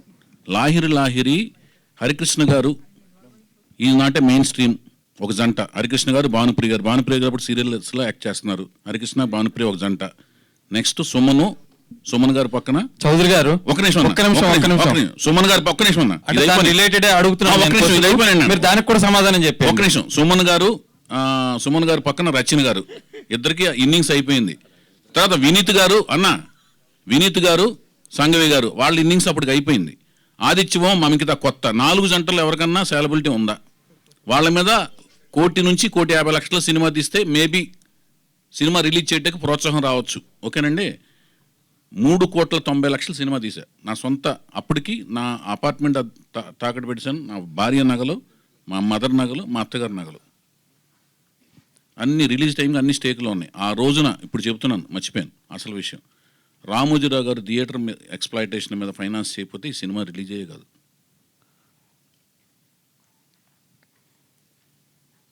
నేనన్నీ ఏటుకి ఎదురీది చేసిన యుద్ధాలే. చావుకి మనం భయపడకూడదు, చావే మనం చూసి భయపడాలి. మందుని వేసుకుని దొనపోతలా తిరగడం కాదు. అది కానీ అన్నీ నేను నా క్యారెక్టర్లోంచి వచ్చే డైలాగ్ లాహిర్లో. నా తల్లిదండ్రులు క్షేమంగా ఉన్నారంటే ఏమరపాటు నా కళ్ళకు మైకం కమ్మవచ్చు. వాళ్ళు ప్రమాదంలో ఉన్నారంటే నా కంటిపాప పెద్దదవుతుంది, లోకమంతా పెద్దదిగా కనపడుతుంది, జాగ్రత్త పెరుగుతుంది. రండిరా అంటాడు చూడండి, అది నా డైలాగే.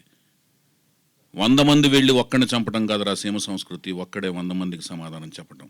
మొదటి తిన్నాళ్ళు మీరు చేశారు, రెండోది నేను చేసి చూపిస్తా. ఇవన్నీ ఏంటంటే క్యారెక్టరిస్టిక్స్ మనిషి. అంటే ఊరికినే నాకేం అలవాట్లు లేవండి, చెప్తున్నాను. మీరు చెప్పండి అన్న. ఇప్పుడు ఆయనదే నేను ఇంకో రకంగా అడుగుతున్నాను. అడగండి. కొత్త టాలెంట్ అన్నారు మీరు. కొత్త టాలెంట్, మీరు ఎంత కొత్త టాలెంట్ అన్నా కూడా నందమూరి క్లాన్ అనేది ఒకటి ఉంటుంది వెనకాల. ఆ నందమూరి తారక రామారావు లేదా నందమూరి హరికృష్ణ గారు లేదా ఇంకో నందమూరి అనేది ఉంది. మీరు ఇంతకు ముందు చెప్పారు చూడండి, ఆదిత్యభూమిని ట్రైన్లో వచ్చేసి ట్రైన్లోనే స్నానం చేసి అంతే వచ్చేయని.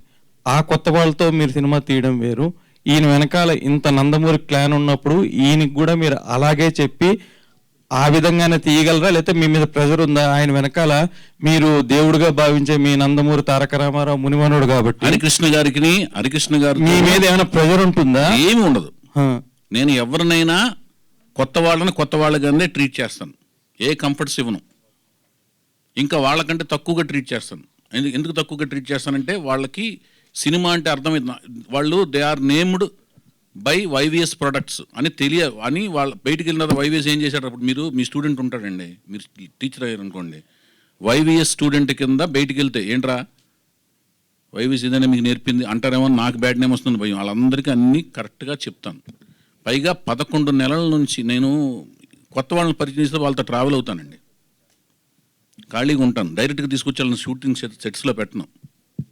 వాళ్ళు 11-12 నెలలు వాళ్ళతో ట్రావెల్ అవుతాను. ఇప్పుడు తను లాస్ట్ ఇయర్ మార్చిలో చూశాను, ఏప్రిల్లో చూశాను, మార్చిలో ఎండ్లో ఓకే అయింది, ఏప్రిల్ ఎండ్లో చూశాను. అప్పటి నుంచి 11-12 నెలలుగా స్వయంగా నేనే కోచింగ్ ఇస్తున్నాను.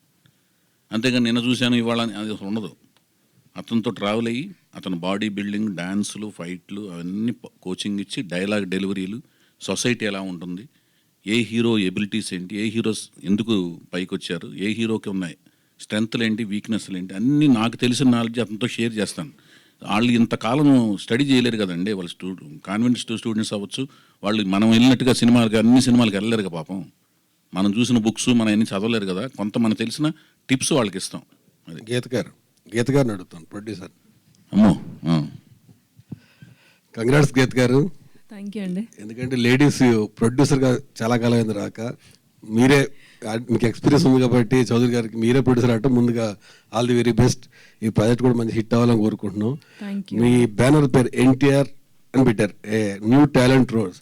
అలాగే మీరు ఓల్డ్ టాలెంట్, అంటే మీరు కూడా యాక్టర్ కదా బేసికల్గా, మీరేమన్నా ఈ సినిమాలో యాక్ట్ చేసే ఛాన్స్ ఉందా? లేదండి, ఈ మూవీలో కేవలం ప్రొడ్యూసర్ పాత్రనే నిర్వర్తిస్తాను.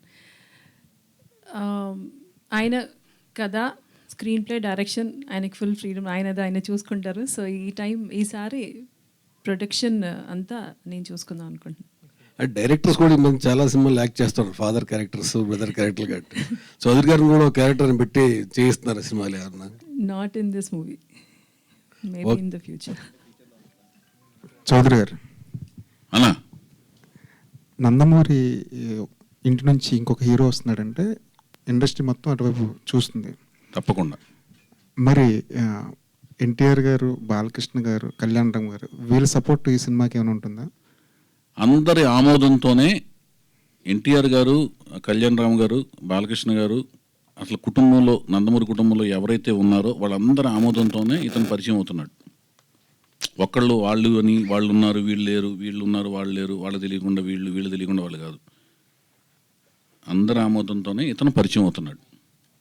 అది మీరు అంటే ఇప్పుడు చెప్పిన దానికి ఎక్స్టెన్షన్, మీరు అందరు ఆమోదంతో అంటే ఇండివిజువల్గా అందరికీ కలిసి వెళ్ళి ఈ హీరోని పరిచయం చేస్తున్నాను అని అన్నగారు ఒక మూర్తి గారు ఒక నిమిషం వినండి. మీకు ఆ వీడియో ప్రజెంట్ చేయాలని మీకు కావాలా? మీ వీడియో వెళ్ళి కలిసిన వీడియో సహా ఒక నిమిషం వినండి, ఒక నిమిషం. మీకు వీడియో ప్రజెంట్ చేయాలి అని అనుకుంటే next time I will present the video next మీకు.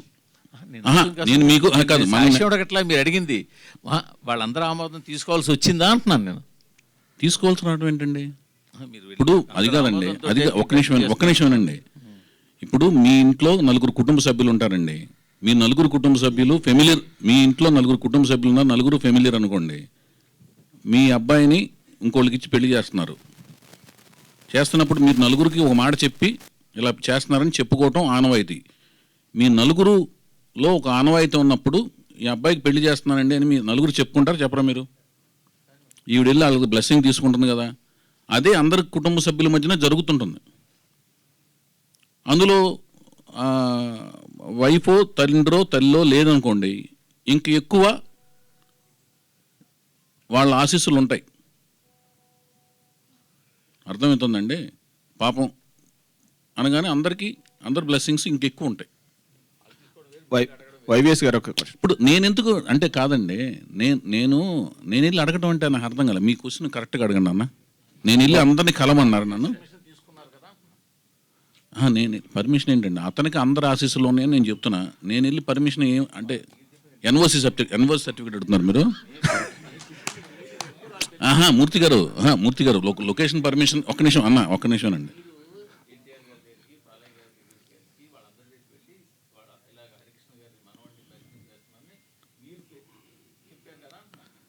వాళ్ళ ఆశీస్సులు ఆయనకు ఉన్నాయి సార్. వాళ్ళ ఆశీస్సులు అతను హీరో అవటానికి ఆశీస్సులు ఉన్నాయి. తర్వాత ప్రతి సినిమాకి వెళ్ళి డైరెక్టర్ వెళ్ళి అందరికీ ఇప్పుడు వాళ్ళు తీసుకోరు సార్. అతను హీరో అవటానికి వాళ్ళ ఆశీస్సులు ఉన్నాయి, నటుడు అవటానికి ఆశీస్సులు ఉన్నాయి. ప్రతి డైరెక్టర్ వెళ్ళి వాళ్ళకి సబ్జెక్టులు అవి చెప్పరు, నువ్వు అమ్మంటారు అంతే, వాళ్ళు అయిపోతారు. అర్థమవుతుందన్నా? నువ్వు ఏ టెక్నీషియన్ పెట్టుకుంటున్నావు, వాళ్ళు అందరూ వెళ్ళిపోయి ముగ్గురికి చెప్పడం అని చేయరంటున్నాను. అది ఆ పద్ధతి కూడా కాదు. అది ఆ టెక్నీషియన్ లిబర్టీ ఈజ్ ఎంటైర్లీ అందరి దగ్గర. అదిగా మూర్తి గారు అది కాదన్నా, ఒక్క నిమిషం అన్న. పెళ్లి కూతురు ఒక్క నిమిషం మూర్తి గారిని మాట్లాడినండి. ప్లీజ్ దయచేసి అన్న నా మాటేనండి. మూర్తి గారు నేను చెప్పేదనండి, నేను ఇందాక సబ్జెక్ట్కి వస్తున్నా. పెళ్లి కూతురు మీ అమ్మాయి అయినప్పుడు మీ అమ్మాయి వాళ్ళందరూ ఆశీస్సులు తీసుకుంటుందండి. పెదనాన్నది, బాబాయిది, వాళ్ళది. ఓకేనండి? పెళ్లి కొడుకు వెళ్ళి ఏమండి మీ అమ్మాయిని చేసుకుంటున్నాను, ఏమైనా నేను చేసుకుంటున్నాను, వీళ్ళందరి దగ్గరికి వాడు వెళ్ళదు. ఆశీస్సులు కాదండి మీకు. నేను చెప్పేది మీకు అర్థం కాలేదండి. అతను ఒక్క నిమిషం బాబు భయ్య నాగేంద్ర ఒక్క నిమిషం అన్న నాగేంద్ర గారు, నేను సీతయ్యని. I can answer anything. మీరు ఉండండి, మీరు ఆవేశపడకండి అన్న నాగేంద్ర అన్న మీరు నా బ్రదర్. ఈయన ఈ మూర్తి గారు నా అన్న. ఒక్క నిమిషం అన్న. అది ఏంటంటే ఎలా ఉంటుందంటే అతనికి వాళ్ళందరూ ఆశీస్సులు ఉన్నాయన్న. ఓకేనా? ఒక్క నిమిషం, అందులో డౌట్ లేదు, అది డౌట్ లేదు కదా, అంతే. అది నేనెవరిని కాదు వాళ్ళ ఒక్క నిమిషం అండి. అన్న ఒక్క నిమిషం అండి. నేను సీతయ్య అన్న. మీకు వద్దు, నేను సీతయ్యని, నేను రామాయణ కాదు. నేను సీతయ్యని.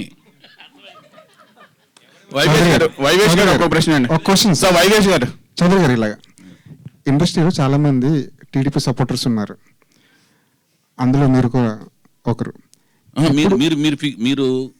మీకు ఏం కావాలి చెప్పండి.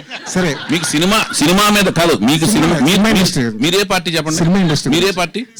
Cinema party sir. మరి నా పార్టీని మీరు ఫిక్స్ అయ్యేటకు మీరెవరు? మీకేం అధికారం ఉంది? మీరు మొన్న ఎవరు కొట్టేశారు?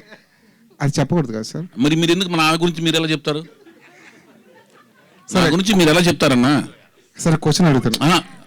అప్పుడు పార్టీకి అతీతంగా సినిమా గురించి అడగండి అన్న. సరే చెప్పండి. ఇండస్ట్రీలో చాలా మంది టీడీపీ సపోర్టర్స్ ఉన్నారు. ఇప్పుడు ఏపీలో తెలుగుదేశం పార్టీ అధికారంలోకి వచ్చింది. ఇప్పుడు ఇండస్ట్రీకి టీడీపీ నుంచి ఎలాంటి సపోర్ట్ కోరుకుంటున్నారు యాజ్ ఏ ప్రొడ్యూసర్గా? ఈ సినిమా గురించి ఏ ప్రశ్న అడిగినా నేను చెప్తానన్నా. మీరు సినిమాకి గురించి ప్రెస్ మీట్ కోసం వచ్చాం, దానికోసం ప్రత్యేకమైన ప్రెస్ మీట్ పెడతాం. అది నేను తెలుగు ఫిల్మ్ ప్రొడ్యూసర్స్ కౌన్సిల్ సెక్రటరీస్లో వన్ ఆఫ్ ది సెక్రటరీని. ప్రసన్న గారు మెయిన్ సెక్రటరీ, నేను షాడో సెక్రటరీ. దానికోసం ఒక ప్రెస్ మీట్ పెట్టి రెఫరెండం లాగా వెళ్తాం. అది ఏ గవర్నమెంట్ వచ్చినా, అది ఏ పార్టీ గవర్నమెంట్ వచ్చినా వెళ్తాం. వెళ్ళినప్పుడు రెఫరెండం వెళ్తాం. అప్పుడు ఆ జర్నలిస్ట్ సంఘంలో మీరు కూడా ఉంటే, ఆ పొలిటికల్ జర్నలిస్టులు వస్తారో మీరు వస్తారో నాకు తెలీదు. వచ్చినప్పుడు మీ ప్రశ్నకి క్లియర్గా చెప్తా. ఆ సమాధానం ఎలా ఉంటుందంటే, వర్షం పడినప్పుడు కారు మీద అద్దం మీద వైపర్స్ ఎలా క్లీన్ చేసుకుంటే వెళ్తే చూడండి, అంత క్లారిటీ ఉంటుంది మీకు. సరే, హీరో గురించి చెప్పారు, హీరోయిన్ గురించి చెప్పారు. అది ఎలాంటి జోనర్లో ఈ సినిమా చేయబోతున్నారు? అది 3వ ప్రెస్ మీట్. వీళ్ళిద్దరు చెప్పిన వెంటనే చెప్పినానండి, అది 3వ ప్రెస్ మీట్. దానికి అయ్యే 3 ప్రెస్ మీట్లు అంటే ఖర్చు అవుతుంది కదా. 3వ Q&A, న్యూడో కీయంటే ఖర్చులు అవుతాయి కదన్నా, నాకే కదా శ్రమ, మీకు శ్రమ, మీరంతా రావాలన్నా అన్న మూర్తి గారు. ప్రతి ప్రెస్ మీటింగ్ మీరు అందరూ రావాలన్నా. మీకు నేను కోరుకునేది ఒకటే. వైవేష్ గారు ఒక ప్రశ్న అండి. వైవేష్ గారు అన్నా, సార్ చౌదరి గారు చెప్పండి. గీత గారు ప్రొడ్యూసర్ గీత గారికి ఒకసారి అండి. ప్రొడ్యూసర్ గీత గారిని ఇందాక మీరు చెప్పారు న్యూ టాలెంట్ రోల్స్ అని చెప్పేసి, అయితే హీరోయిన్ కొత్త వాళ్ళని తీసుకుంటున్నారు. అంటే నెక్స్ట్ సినిమా నుంచి హీరోయిన్ల డైరెక్టర్ కూడా కొత్త వాళ్ళు వస్తారు, లేదా వైవేష్ గారే ఫిక్సా దానికి? లేదండి, కొత్త talent, new directors, new actors, character ఆర్టిస్టులు అందరూ చాలామందిని ఈ సంస్థ ద్వారా ఇంట్రడ్యూస్ చేద్దామని. న్యూ టాలెంట్ రోల్స్ అంటేనే we're trying to introduce as much of new talent. So అందరికీ అవకాశం ఉంటుందండి. చౌదరి గారు అయితే యాక్చువల్గా ఇందాక మీరు చెప్పారు ఎన్టీఆర్ అని చెప్పి, ఆల్రెడీ ఎన్టీఆర్ గారు ఉన్నారు, జూనియర్ ఎన్టీఆర్, మళ్ళీ ఎన్టీఆర్. అంటే మరి ఈయనకైనా కొత్తగా ఏమైనా యాడ్ చేస్తారా? ఎన్టీఆర్ అనగానే మనకి తెలియదు కదా. అదేంటంటేనండి, 4వ తరం కొనసాగింపే అది. రామారావు గారు ఒక అదృష్ట రేఖను కొనసాగింపుగా జానకిరామ్ గారు బ్రెయిన్లో ఆ థాట్ ప్రాసెస్ని ఇచ్చేనట్టుగా నేను భావిస్తున్నానండి. ఇప్పుడు కొన్ని ఆలోచనలు ఎందుకు వస్తాయో మనకు తెలియదండి, అవి మనకు రావు. దైవ సంకల్పం కింద భావించి జానకిరామ్ గారు బ్రెయిన్లో అది వచ్చిన తర్వాత అక్కడితో ఆగలదు అది. ఇప్పుడు నేను అనుకుంటా నా కొడుకుని ఇంజనీర్ చేద్దామని, ఆడేమో డాక్టర్ అవుతాడు. ఇతను వాళ్ళ నాన్నగారు ఈ లోకం నుంచి వెళ్ళిపోయినా కూడా ఆ ఆలోచనతో కొనసాగాడు. ఆ టాలెంట్ ఉంది, ఎక్సలెంట్గా డ్యాన్స్ చేస్తాడు, కళ్ళు ఎక్స్ప్రెసివ్గా పెట్టేస్తాడు, మంచిగా నవ్వుతాడు, యాక్టింగ్ చేసేస్తాడు, డైలాగులు చెప్తాడు. అవి లేదనుకోండి, తండ్రి కళ్ళ కన్నాడు అవ్వలేదు. ఇప్పుడు తండ్రి ఆ పేరు పెట్టుకున్నాడు, నా కంట్లో పడ్డాడు. నేను రకరకాలు తిరుగుతున్నానండి. నేను ఇతనే ముందు అనుకుని, లేకపోతే వాళ్ళు వచ్చి నన్ను అప్రోచ్ అయ్యి మా అబ్బాయిని పరిచయం, ఇదేం ఫోర్స్ జరగలేదు కదా. ఐ వాజ్ నేను వెళ్తున్నాను, తిరుగుతున్నాను, చూశాడు, బాగుండిపోతే నేను చేయను. హరికృష్ణ గారు కూడా నేను పట్టాభిషేకం నుంచి నేను పోరుతున్నాను ఆయన యాక్ట్ చేయాలని. నేనేమి ఎవరికి ఫేవర్ చేయడానికి ఉండదండి. డబ్బులు కూడా నేను పెట్టాలి కదా సార్. నా ఇంకోళ్ళ డబ్బుల మీద వాళ్ళు వచ్చి నా డబ్బులు పెడతానని సినిమా తీయట్లేదు కదా, నా డబ్బులతో సినిమా తీస్తానే కదా. ఇంకో ప్రొడ్యూసర్ వచ్చి నన్ను సినిమా పరిచయం చేయట్లేదు కదా.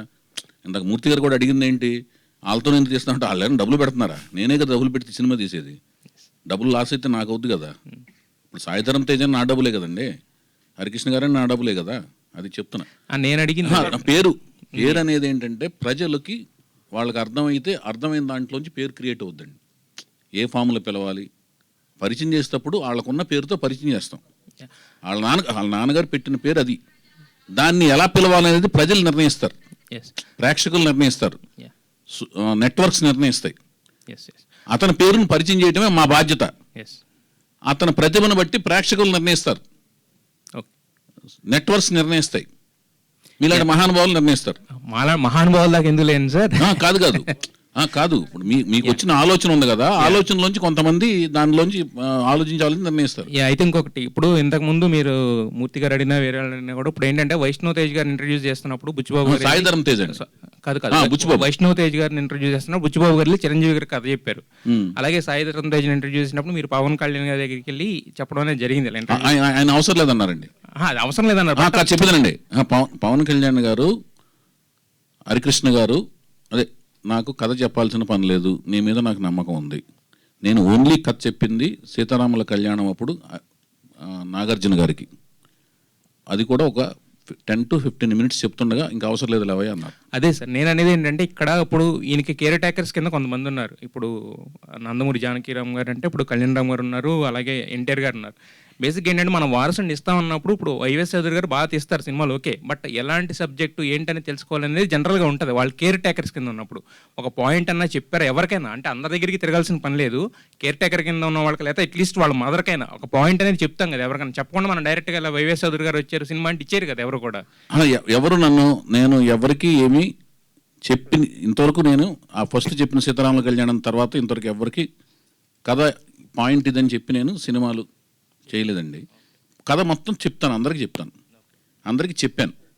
వాళ్ళైతే కండిషనల్గా ఎప్పుడు ఇది కథ, ఈ కథ చెప్తేనే మేము సినిమా అనేది ఎవరికి జరగలేదు. ఈ సినిమా కథ ఇప్పటి వరకు ఎవరెవరికి చెప్పారు? అందరికీ తెలుసండి. ఓకే, మొత్తం అంటే ఎన్టీఆర్ గారికి, కళ్యాణ్ రామ్ గారికి. మీకేం కావాలి భయ్యా? ఇది ఎవరికి తెలుసు అంటున్నా. నీకు ఎవరెవరు పర్మిషన్ లెటర్ కావాలి చెప్పు. కాదు కదా మీకు కథ అందరికి తెలుసు అన్నారు కదా, ఎవరికి తెలుసు అని అడుగుతున్నాను. నీకు ఈ ప్రెస్ మీట్ ద్వారా ఏం కావాలి చెప్పు. ఈ కథ ఎవరికి తెలుసు అని అడుగుతున్నాను నేను. అడిగి నీకు అందులో నీ ఆనందం ఏంటి? నీకెందుకు తెలియాలంటున్నాను సార్, నీకెందుకు తెలియాలి? మీ ఆలోచనకి అంతరంగం ఏంటి? బాహ్య రూపం అర్థమైంది, లోపల అంతరంగం చెప్పు. అంతరంగం ఎందుకు అంటున్నది? ఈ సినిమాకు ఉపయోగపడేది అన్నది ఎవరికి? ఆయనకు తెలిసిందా తెలియదా అనేది నీకు ఉపయోగపడే, అందులో నీ ఉపయోగం ఏంటంటున్నాను. నీ ఉత్సుకత ఏంటి? ఉత్సుకత కాదు సార్, మీరు ఏం చెప్పారు? ఇప్పుడు కాదండి, సినిమా చేసే అతనికి తెలుసా తెలియదా అని అడగటం వరకు మీకు వాళ్ళు సినిమా చేసేవాడికి తెలుసు, మీరు అది అడగలేదు. వాళ్ళ కుటుంబంలో అందరికీ తెలుసా అని అడుగుతున్నారు. వైఎస్ గారు ఇక్కడండి సార్. సార్ ఇది ఎన్టీఆర్ అనే పర్సన్ లాంచ్ చేస్తున్నారు, అలాగే ఇందాక చెప్పారు హీరోయిన్ గా కొత్త హీరోయిన్ తీసుకోబోతున్నాం తెలుగు అమ్మాయిని అని, అండ్ అదర్ క్యారెక్టర్స్ కూడా కొత్త టాలెంట్ ని తీసుకోబోతున్నారా? ఇలాంటి ఏమైనా టాలెంట్ హంట్ ఏమైనా నిర్వహించబోతున్నారా? దీనికి హంట్ అనే మాట అనేసాం అనుకోండి రాజేష్ గారు, అంతేగా భయ్యా? అయితే హంట్ అనగానే ఏంటంటే ప్రవాహం వచ్చి మన మీద పడుద్ది. హంట్ని మనం మన సైడ్ నుంచి చేస్తే బెటర్. హంట్ అని అనౌన్స్ చేసిన వెంటనే ఒక ప్రవాహం మన ఎత్తుమే పడిపోద్ది, అది ఫ్లడ్ లాగా పడిపోద్ది, మనం ఎత్తుకోలేము, అందులో కొట్టుకుపోతాం మనం అందులో. అందుకని మనకు కావాలన్న విషయం మనకు తెలుసుకుని మనం ఎత్తుకోవటం బెటర్ అని నా ఫీలింగ్. అలా ఆ పని చేస్తున్నా.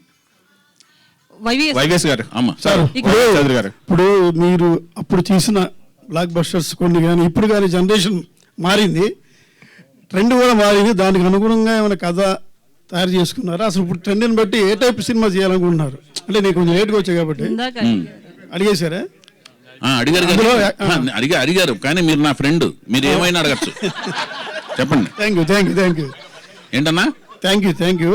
అంటే ఇప్పుడు పాన్ ఇండియా లెవెల్లో వస్తున్నాయి సినిమాలు. అవును. అంటే ఈ వీళ్ళు హీరో చిన్న హీరో అయినా పెద్ద రేంజ్ లో చూపించాలన్న డైరెక్టర్లో ఒక ఆశ ఉంది. ఆ కోణంలో మీరు ఎటువంటి జాగ్రత్తలు తీసుకున్నారు? అది కాదు, ఇది నా కథకి జస్టిఫై దట్టుగా నేను తీస్తానండి. తీసిన తర్వాత దానికి క్రియేట్ అయిన వాల్యూమ్ని బట్టి అది పాన్ ఇండియానా స్థాయి అనేది, ఎందుకంటే కొత్త వాళ్ళతో తీస్తున్నాం కాబట్టి కథ తయారవుతున్న ప్రాసెస్లో దానికి వచ్చే హైప్ను బట్టి రేంజ్ విస్తీర్ణం అనేది అర్థమవుద్ది. అది వ్యాపార ధోరణిలో అది పాన్ ఇండియా వద్దా లేదనేది అర్థమవుద్ది. సార్ చౌదరి గారు, వైవేస్ గారు ఒక క్వశ్చన్ అండి. సార్ ఒక క్వశ్చన్ అండి. V6 లక్ష్మి గారు ఒక్క సెకండ్. ఆవిడ V6 గారే, మీరు చెప్పండి. అయితే మీకు ఇండస్ట్రీలో చాలామంది పరిచయం, ఎన్టీఆర్ ఫ్యామిలీ నుంచి మెగాస్టార్ ఫ్యామిలీ వరకు, ఏఎన్ఆర్ ఫ్యామిలీ. అయితే ఒక న్యూ బ్యానర్ స్టార్ట్ చేస్తున్నప్పుడు ఇండస్ట్రీ నుంచి ఎవరిని పిలవలేదా, ఎవరు రాలేదా? అంటే అర్థం కాలేదు. అంటే ఒక చిన్న లాంచింగ్ అంటే ఇప్పుడు నేనే ఒక రామారావు గారి ఆశీస్సులతో తీసుకుని ఘాటుకెళ్ళి రామారావు గారి ఆశీస్సులు తీసుకున్నా. అది ఎంత పవర్ అనేది మీకు అర్థమవుతుందా? అది మామూలు పవర్ కాదు. ఆ పవర్ శక్తి స్వరూపం ఎలా ఉంటుందంటే దానికి ఇంకా విలువ కట్టలేం. ఆయన శక్తిని మేము భుజం మీద వేసుకొచ్చి ఇప్పుడు ఆ శక్తి ఇక్కడ తిరుగుతుంది. అది ఆ వైఫై రేంజ్ మనం చెప్పలేం, జోన్ల కింద ఆ శక్తి ఉన్నప్పుడు ఇంక ఎవరు అవసరం ఏముందండి? అంటే అందరు ఆశీస్సులు ఉంటాయి. నేను ప్రాజెక్ట్ స్టార్ట్ చేశాను అనగానే సినిమాలో నేను పనిచేసిన అందరి మనసులు నన్ను బ్లెస్ చేస్తుంటారు. వాళ్ళకి సమయం మళ్ళీ అడగటం, వాళ్ళని పాపం వాళ్ళు ఏదో ఉన్న దానిలో ఇబ్బంది పెడతాం నాకు ఇష్టం లేదు. అందరు ఆశీస్సులు నేను ఇప్పుడు నా రూమ్మేట్ రవితేజ్ ఉన్నాడు, ఆయన హీరో, ఆయన ఆశీస్సులు ఇప్పుడు ఉంటాయి. నా మిత్రుడు మహేష్ బాబు ఉన్నారు, ఆయన ఎప్పుడు నేను బాగుండాలని కోరుకుంటారు. నాగార్జున గారు అయితే ఆయన స్టూడియో ప్రొడక్ట్ని, బాలకృష్ణ గారు అభిమానిని గుడివాడలో ఉన్నప్పుడు రామారావు గారి కంటిన్యూషను ఆయనతో పనిచేశాను. ఆయన ఎప్పుడు నా విషయసే కోరుకుంటారు, నా మంచి కోరుకుంటారు, ఆయన కుటుంబం కానీ ఆయన కానీ. ఇంకా మిగతా అందరూ కూడా మన నందమూరి వంశంలో ప్రతి ఒక్కరు కుటుంబ సభ్యులందరూ కూడా నా మంచితనం కోరుకుంటారు. ఇప్పుడు మా సినిమా కథానాయకుడు మంచితనమే కోరుకుంటారు, అతను మంచి జరగాలని కోరుకుంటారు. వాళ్ళందరూ విషయస్ ఉన్నాయి. పైకి ఇదేమో ప్రకటనే కదండి, సంస్థ ప్రకటనను అతను పేరు ప్రకటించే కార్యక్రమే కదా అది. సో మీరు ఇందాక హీరో గురించి చెప్తూ చాలా ఎస్టాబ్లిష్ చేశారు, ఎన్టీఆర్ని చూసినట్లే ఉంటుందని చెప్పి. ఎన్టీఆర్ చూసినట్లు అనలేదండి. ఓకే, కళ్ళ గురించి కానీ బాడీ గురించి ఇట్లా చెప్పారు చాలాసేపు. సో అంటే ఆయన ఎప్పుడు పరిచయం చేస్తున్నారు, షూటింగ్ ఎప్పుడు మొదలవుతుంది? అది నేను నెక్స్ట్ ప్రెస్ మీట్లో 3 ప్రెస్ మీట్లు పెడతానండి. నెక్స్ట్ ప్రెస్ మీట్లో డెఫినెట్గా అతని ముఖ చిత్రాన్ని పరిచయం చేస్తాను, మనిషిని ముహూర్తం షాట్లో పరిచయం చేస్తాను. So final question, last 10 years నుంచి కూడా మీరు ఇండస్ట్రీకి దూరం ఉన్నారని కాదు కానీ మూవీస్ రాలేదు. అంత హిట్స్ ఇచ్చిన ఒక డైరెక్టర్ అన్నేళ్ళు ఎందుకు గ్యాప్? అంటే ఇందాక మీరు చెప్పిన ఆన్సర్ అయితే సాటిస్ఫాక్షన్ లేదు, సో అందుకే మళ్ళీ రిపీట్ చేస్తున్నా. గ్యాప్ అదే 2018 నుంచి సినిమా తీద్దాం అనుకుంటున్నాను అండి. మధ్యలో కరోనా వలన అమెరికా వెళ్ళిపోయి బ్లాక్ అయిపోయాం 1.5-2 years. కరోనా టైంలో అమెరికాలో బ్లాక్ అయిపోయాం 1.5-2 years అక్కడే ఉండిపోయాను. అప్పుడు అనిశ్చిత అండి, నేను కొత్త వాళ్ళని అనుకుంటున్నాను, కొత్త వాళ్ళతో ప్రాజెక్టులు ఫోన్లో ఫైనలైజ్ కాలేదు, అమెరికాలో ఉండిపోయాను 1.5 years బ్లాక్ అయిపోయాను. రేకి 18కి మధ్యలో చాలా గ్యాప్ ఉంది కదా. అదే ఆ 18లోనే నేను ప్రిపేర్ 2 ఏళ్ళు, నేను సినిమాకి 2 ఏళ్ళు అండి. ఇప్పుడు 2003లో సీతయ్య అండి, 2006లోనే వచ్చింది దేవదాసు, 3 ఏళ్ళ గ్యాప్ అక్కడే ఉంది. సో మేడం గీత గారు,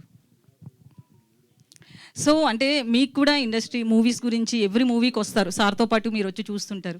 సో మీ నాలెడ్జ్ స్క్రిప్ట్లో ఏమన్నా మీరు ఐడియాస్ ఇచ్చారా ఏంటి అసలు? ఆయన ప్రతి ఆలోచన మొదట నాకే చెప్తారండి. సో ఆయనతో ప్రతి మూమెంట్, ఆయన ఆలోచన ప్రతి మూమెంట్లో I'm with him, I'm travelling along with him. So నాకు అంటే ప్రతి మూవీ స్టోరీ స్క్రిప్ట్ ఎలా తయారవుతోంది, ఎలాంటి కొత్త ఇంప్రూవ్మెంట్స్ వచ్చాయి, అన్నీ ప్రతి ఒక్కటి తెలుస్తుందండి. లేపేసి చెప్పేస్తానండి, నిద్రపోతున్నా కూడా. వైవేష్ గారు ఒక క్వశ్చన్ అండి. సార్ 83 నుంచి మీరు పక్క రాష్ట్రాల్లో ఉంటున్నా సరే, మీ రాష్ట్రం మీద అభిమానంతో, మీ ప్రాంతం మీద అభిమానంతో ప్రతి ఎలక్షన్లోని గుడివాడకి వెళ్ళి ఓటేస్తున్నారు ఫ్యామిలీతో సహా. మొన్న జరిగిన ఎలక్షన్స్లో గుడివాడలో ఎమ్మెల్యే మార్పుకి శ్రీకారం చుట్టారు. ఆ మార్పులో మీ పాత్ర ఎంతవరకు ఉంది? అన్నా ఇందాక దీనికి ఆన్సర్ చెప్పాను. కాతే ఇందులో నేను ఒకటే ఇన్ఫర్మేషన్ ఇస్తాను. ప్రతి సంవత్సరం ప్రతి ఎలక్షన్కి వెళ్ళలేదు, ఒక ఇన్ఫర్మేషన్ చెప్తా. ఎలక్షన్ పార్టీల గురించి మాట్లాడిన కానీ ఈ ఎలక్షన్కే వెళ్ళాను నేను గుడివాడ. 94 లాస్ట్, తర్వాత అంతా హైదరాబాద్లోనే యూటిలైజ్ చేసుకున్నాను. ఈ ఎలక్షన్ అప్పుడే అంటే అక్కడ ఓటు ఉంది కదా అని అక్కడికి వెళ్ళాను. డైరెక్టర్ గారు, మీరు ఇప్పుడు వీళ్ళ అబ్బాయిని పరిచయం చేస్తున్నారు, సేమ్ టైమ్ మేబీ ఈ ఇయర్ ఈ సీజన్లోనే బాలకృష్ణ గారి అబ్బాయి మోక్షజ్ఞ కూడా పరిచయం కాబోతున్నాడు. సో దీన్ని మీరు ఒక బాధ్యతగా తీసుకుంటున్నారా? రేపు పొద్దున అతన్ని లాంచ్ చేయడం కూడా ఒక ప్రెస్టేజ్ కదా. సో దీన్ని ఎలా చూస్తున్నారు ఈ లాంచ్? అసలు మేమందరం రామారావు గారు బాలయ్య బాబు గారిని పరిచయం చేస్తున్నారని 1975లో ఎప్పుడైతే అన్నదమ్ముల అనుబంధం చూసామో, బాలకృష్ణ గారు లాంచింగ్ కోసం ఎంత అవైట్ చేసామో, ఎంత తహతహలాడామో, నిజంగా తహతహలాడామండి. గుడివాడలో ఫ్యాన్స్ ఓపెన్ చేసి అప్పుడు మద్రాసు ట్రైన్ ఎక్కాను నేను బాలకృష్ణ గారికి. తర్వాత మద్రాసు వెళ్ళి ఫ్యాన్స్ లెటర్స్ రాసి ఎన్టీఆర్ ఫ్యాన్స్ అంతా ఎన్బీకే ఫ్యాన్స్ అవ్వాలని బాలకృష్ణ గారి దగ్గరుండి చాలా సినిమాల వరకు లెటర్స్ కరస్పాండ్ చేసినోడిని. ఆయన ఎంట్రీ కోసం ఎంత అవైట్ చేశామో, బాలకృష్ణ గారి అబ్బాయి మోక్షజ్ఞ ఎంట్రీ కోసం అంతే అవైటింగ్ అండి. నేనే కాదు, ప్రపంచవ్యాప్తంగా ఉన్న నందమూరి వంశ అభిమానులందరూ అంతే అవైటింగ్. ఆ అవైటింగ్ అనేది అతి త్వరలోనే దానికి ఒక కర్టెన్ అనేది రైజ్ అవుతుందని నా ప్రగాఢ నమ్మకం, విశ్వాసం అండి. చౌదరి గారు, కంగ్రాచులేషన్స్ అండి. ముందు thank you so much, all the best. అయ్యో థ్యాంక్ యూ సార్. మీ ప్రతి సినిమాలో ఒక మ్యానరిజం ఉంటుంది. ఆ మ్యానరిజం ఎంత పాపులర్ అంటే, హరికృష్ణ గారు ఈస్ట్ గోదావరి వెళ్ళారంట. ఈస్ట్ గోదావరిలో ఒక అభిమాని వచ్చి హరికృష్ణ గారు కాళ్ళ మీద పడిపోయి, నేను సీతయ్య 10 సార్లు చూశాను సార్, సీతయ్య 10 సార్లు చూశాను సార్ అని చాలా గట్టిగా చెప్తున్నాడు అంట. ఆ పక్కన ఉన్న వాళ్ళు సర్లేరా వెళ్ళరా అంటే, లేదు నేను సీతయ్య 10 సార్లు చెప్పానంటే హరికృష్ణ గారు అన్నారు, అటు సీతయ్య చూశాడు రా, ఎవరి మాట వినడు. అలా ఈ సినిమాలో కూడా ఏమైనా ఉంటుందా? ఎవరి మాట వినొద్దు అనేది నా ఫస్ట్ ఆటోగ్రాఫ్ అండి. నాకు సీతారామ కళ్యాణం సినిమా మొదటి సినిమా తీసిన వెంటనే ఒక ఫస్ట్ వచ్చిన అభిమాని ఎవరైతే, సార్ మీ పాటలు బాగా తీశారు, సినిమా బాగా తీశారు, మీ ఆటోగ్రాఫ్ కావాలి సార్ అని ఒక అతను అడిగితే, నిజంగానే రియల్ లైఫ్లో ఎవరి మాట వినరు కాబట్టి ఎవరి మాట వినొద్దు అని నేను సంతకం చేయడం బిగిన్ చేశాను. ఎవరి మాట వినొద్దు వైవిఎస్ చౌదరి అని. సీతయ్య సినిమా తీస్తున్నప్పుడు సీతయ్య అంటే సాఫ్ట్గా ఉంది, దానికి ఏదన్నా ఎలివేషన్ రగ్గుడ్నెస్ తీసుకురావాలంటే ఒక క్యాప్షన్ ట్యాగ్ లైన్ పెడితే బాగుంటుందనే ఉద్దేశంతో సీతయ్య ఎవ్వరి మాట వినడు అని నేను దాన్ని నా ఆటోగ్రాఫ్ని ట్యాగ్ లైన్ చేశాను. అక్కడ నుంచి మీరు అన్నట్లే అది పర్యాయ పదం అయిపోయింది. ఎవరి మాట వినట్లేదు అనుకో, వీడు సీతయ్యరా, ఒక అమ్మాయి వినట్లేదు అనుకో, అదొక పెద్ద సీతమ్మరా, అట్లా అంటాం అనేది పర్యాయ పదం అవడం, అది చూసినప్పుడు నాకు కొంచెం ఆనందం కలుగుతుంటుంది. అది థ్యాంక్ యూ బ్రదర్స్, మంచిగా అడిగారు. నన్ను చక్కగా సేఫ్ గార్డ్ చేశారు. ఈ సినిమా ఈ ప్రాజెక్ట్ అయ్యేంత వరకు నన్ను చక్కగా సేఫ్ గార్డ్ చేసిన ప్రపంచానికి పరిచయం చేయండి. నేను మంచి ప్రోడక్ట్ కష్టపడి తీస్తాను, నమ్మకంగా తీస్తానని మీకు ప్రామిస్ చేస్తున్నాను. కష్టమైతే పడతాను చాలా. So thank you so much. YVS Chowdary గారు అండ్ గీత గారు, thank you so much and all the very best NTR 8 కి.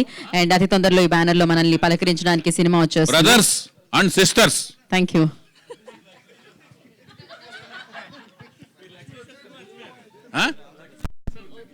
లక్ష్మి గారు.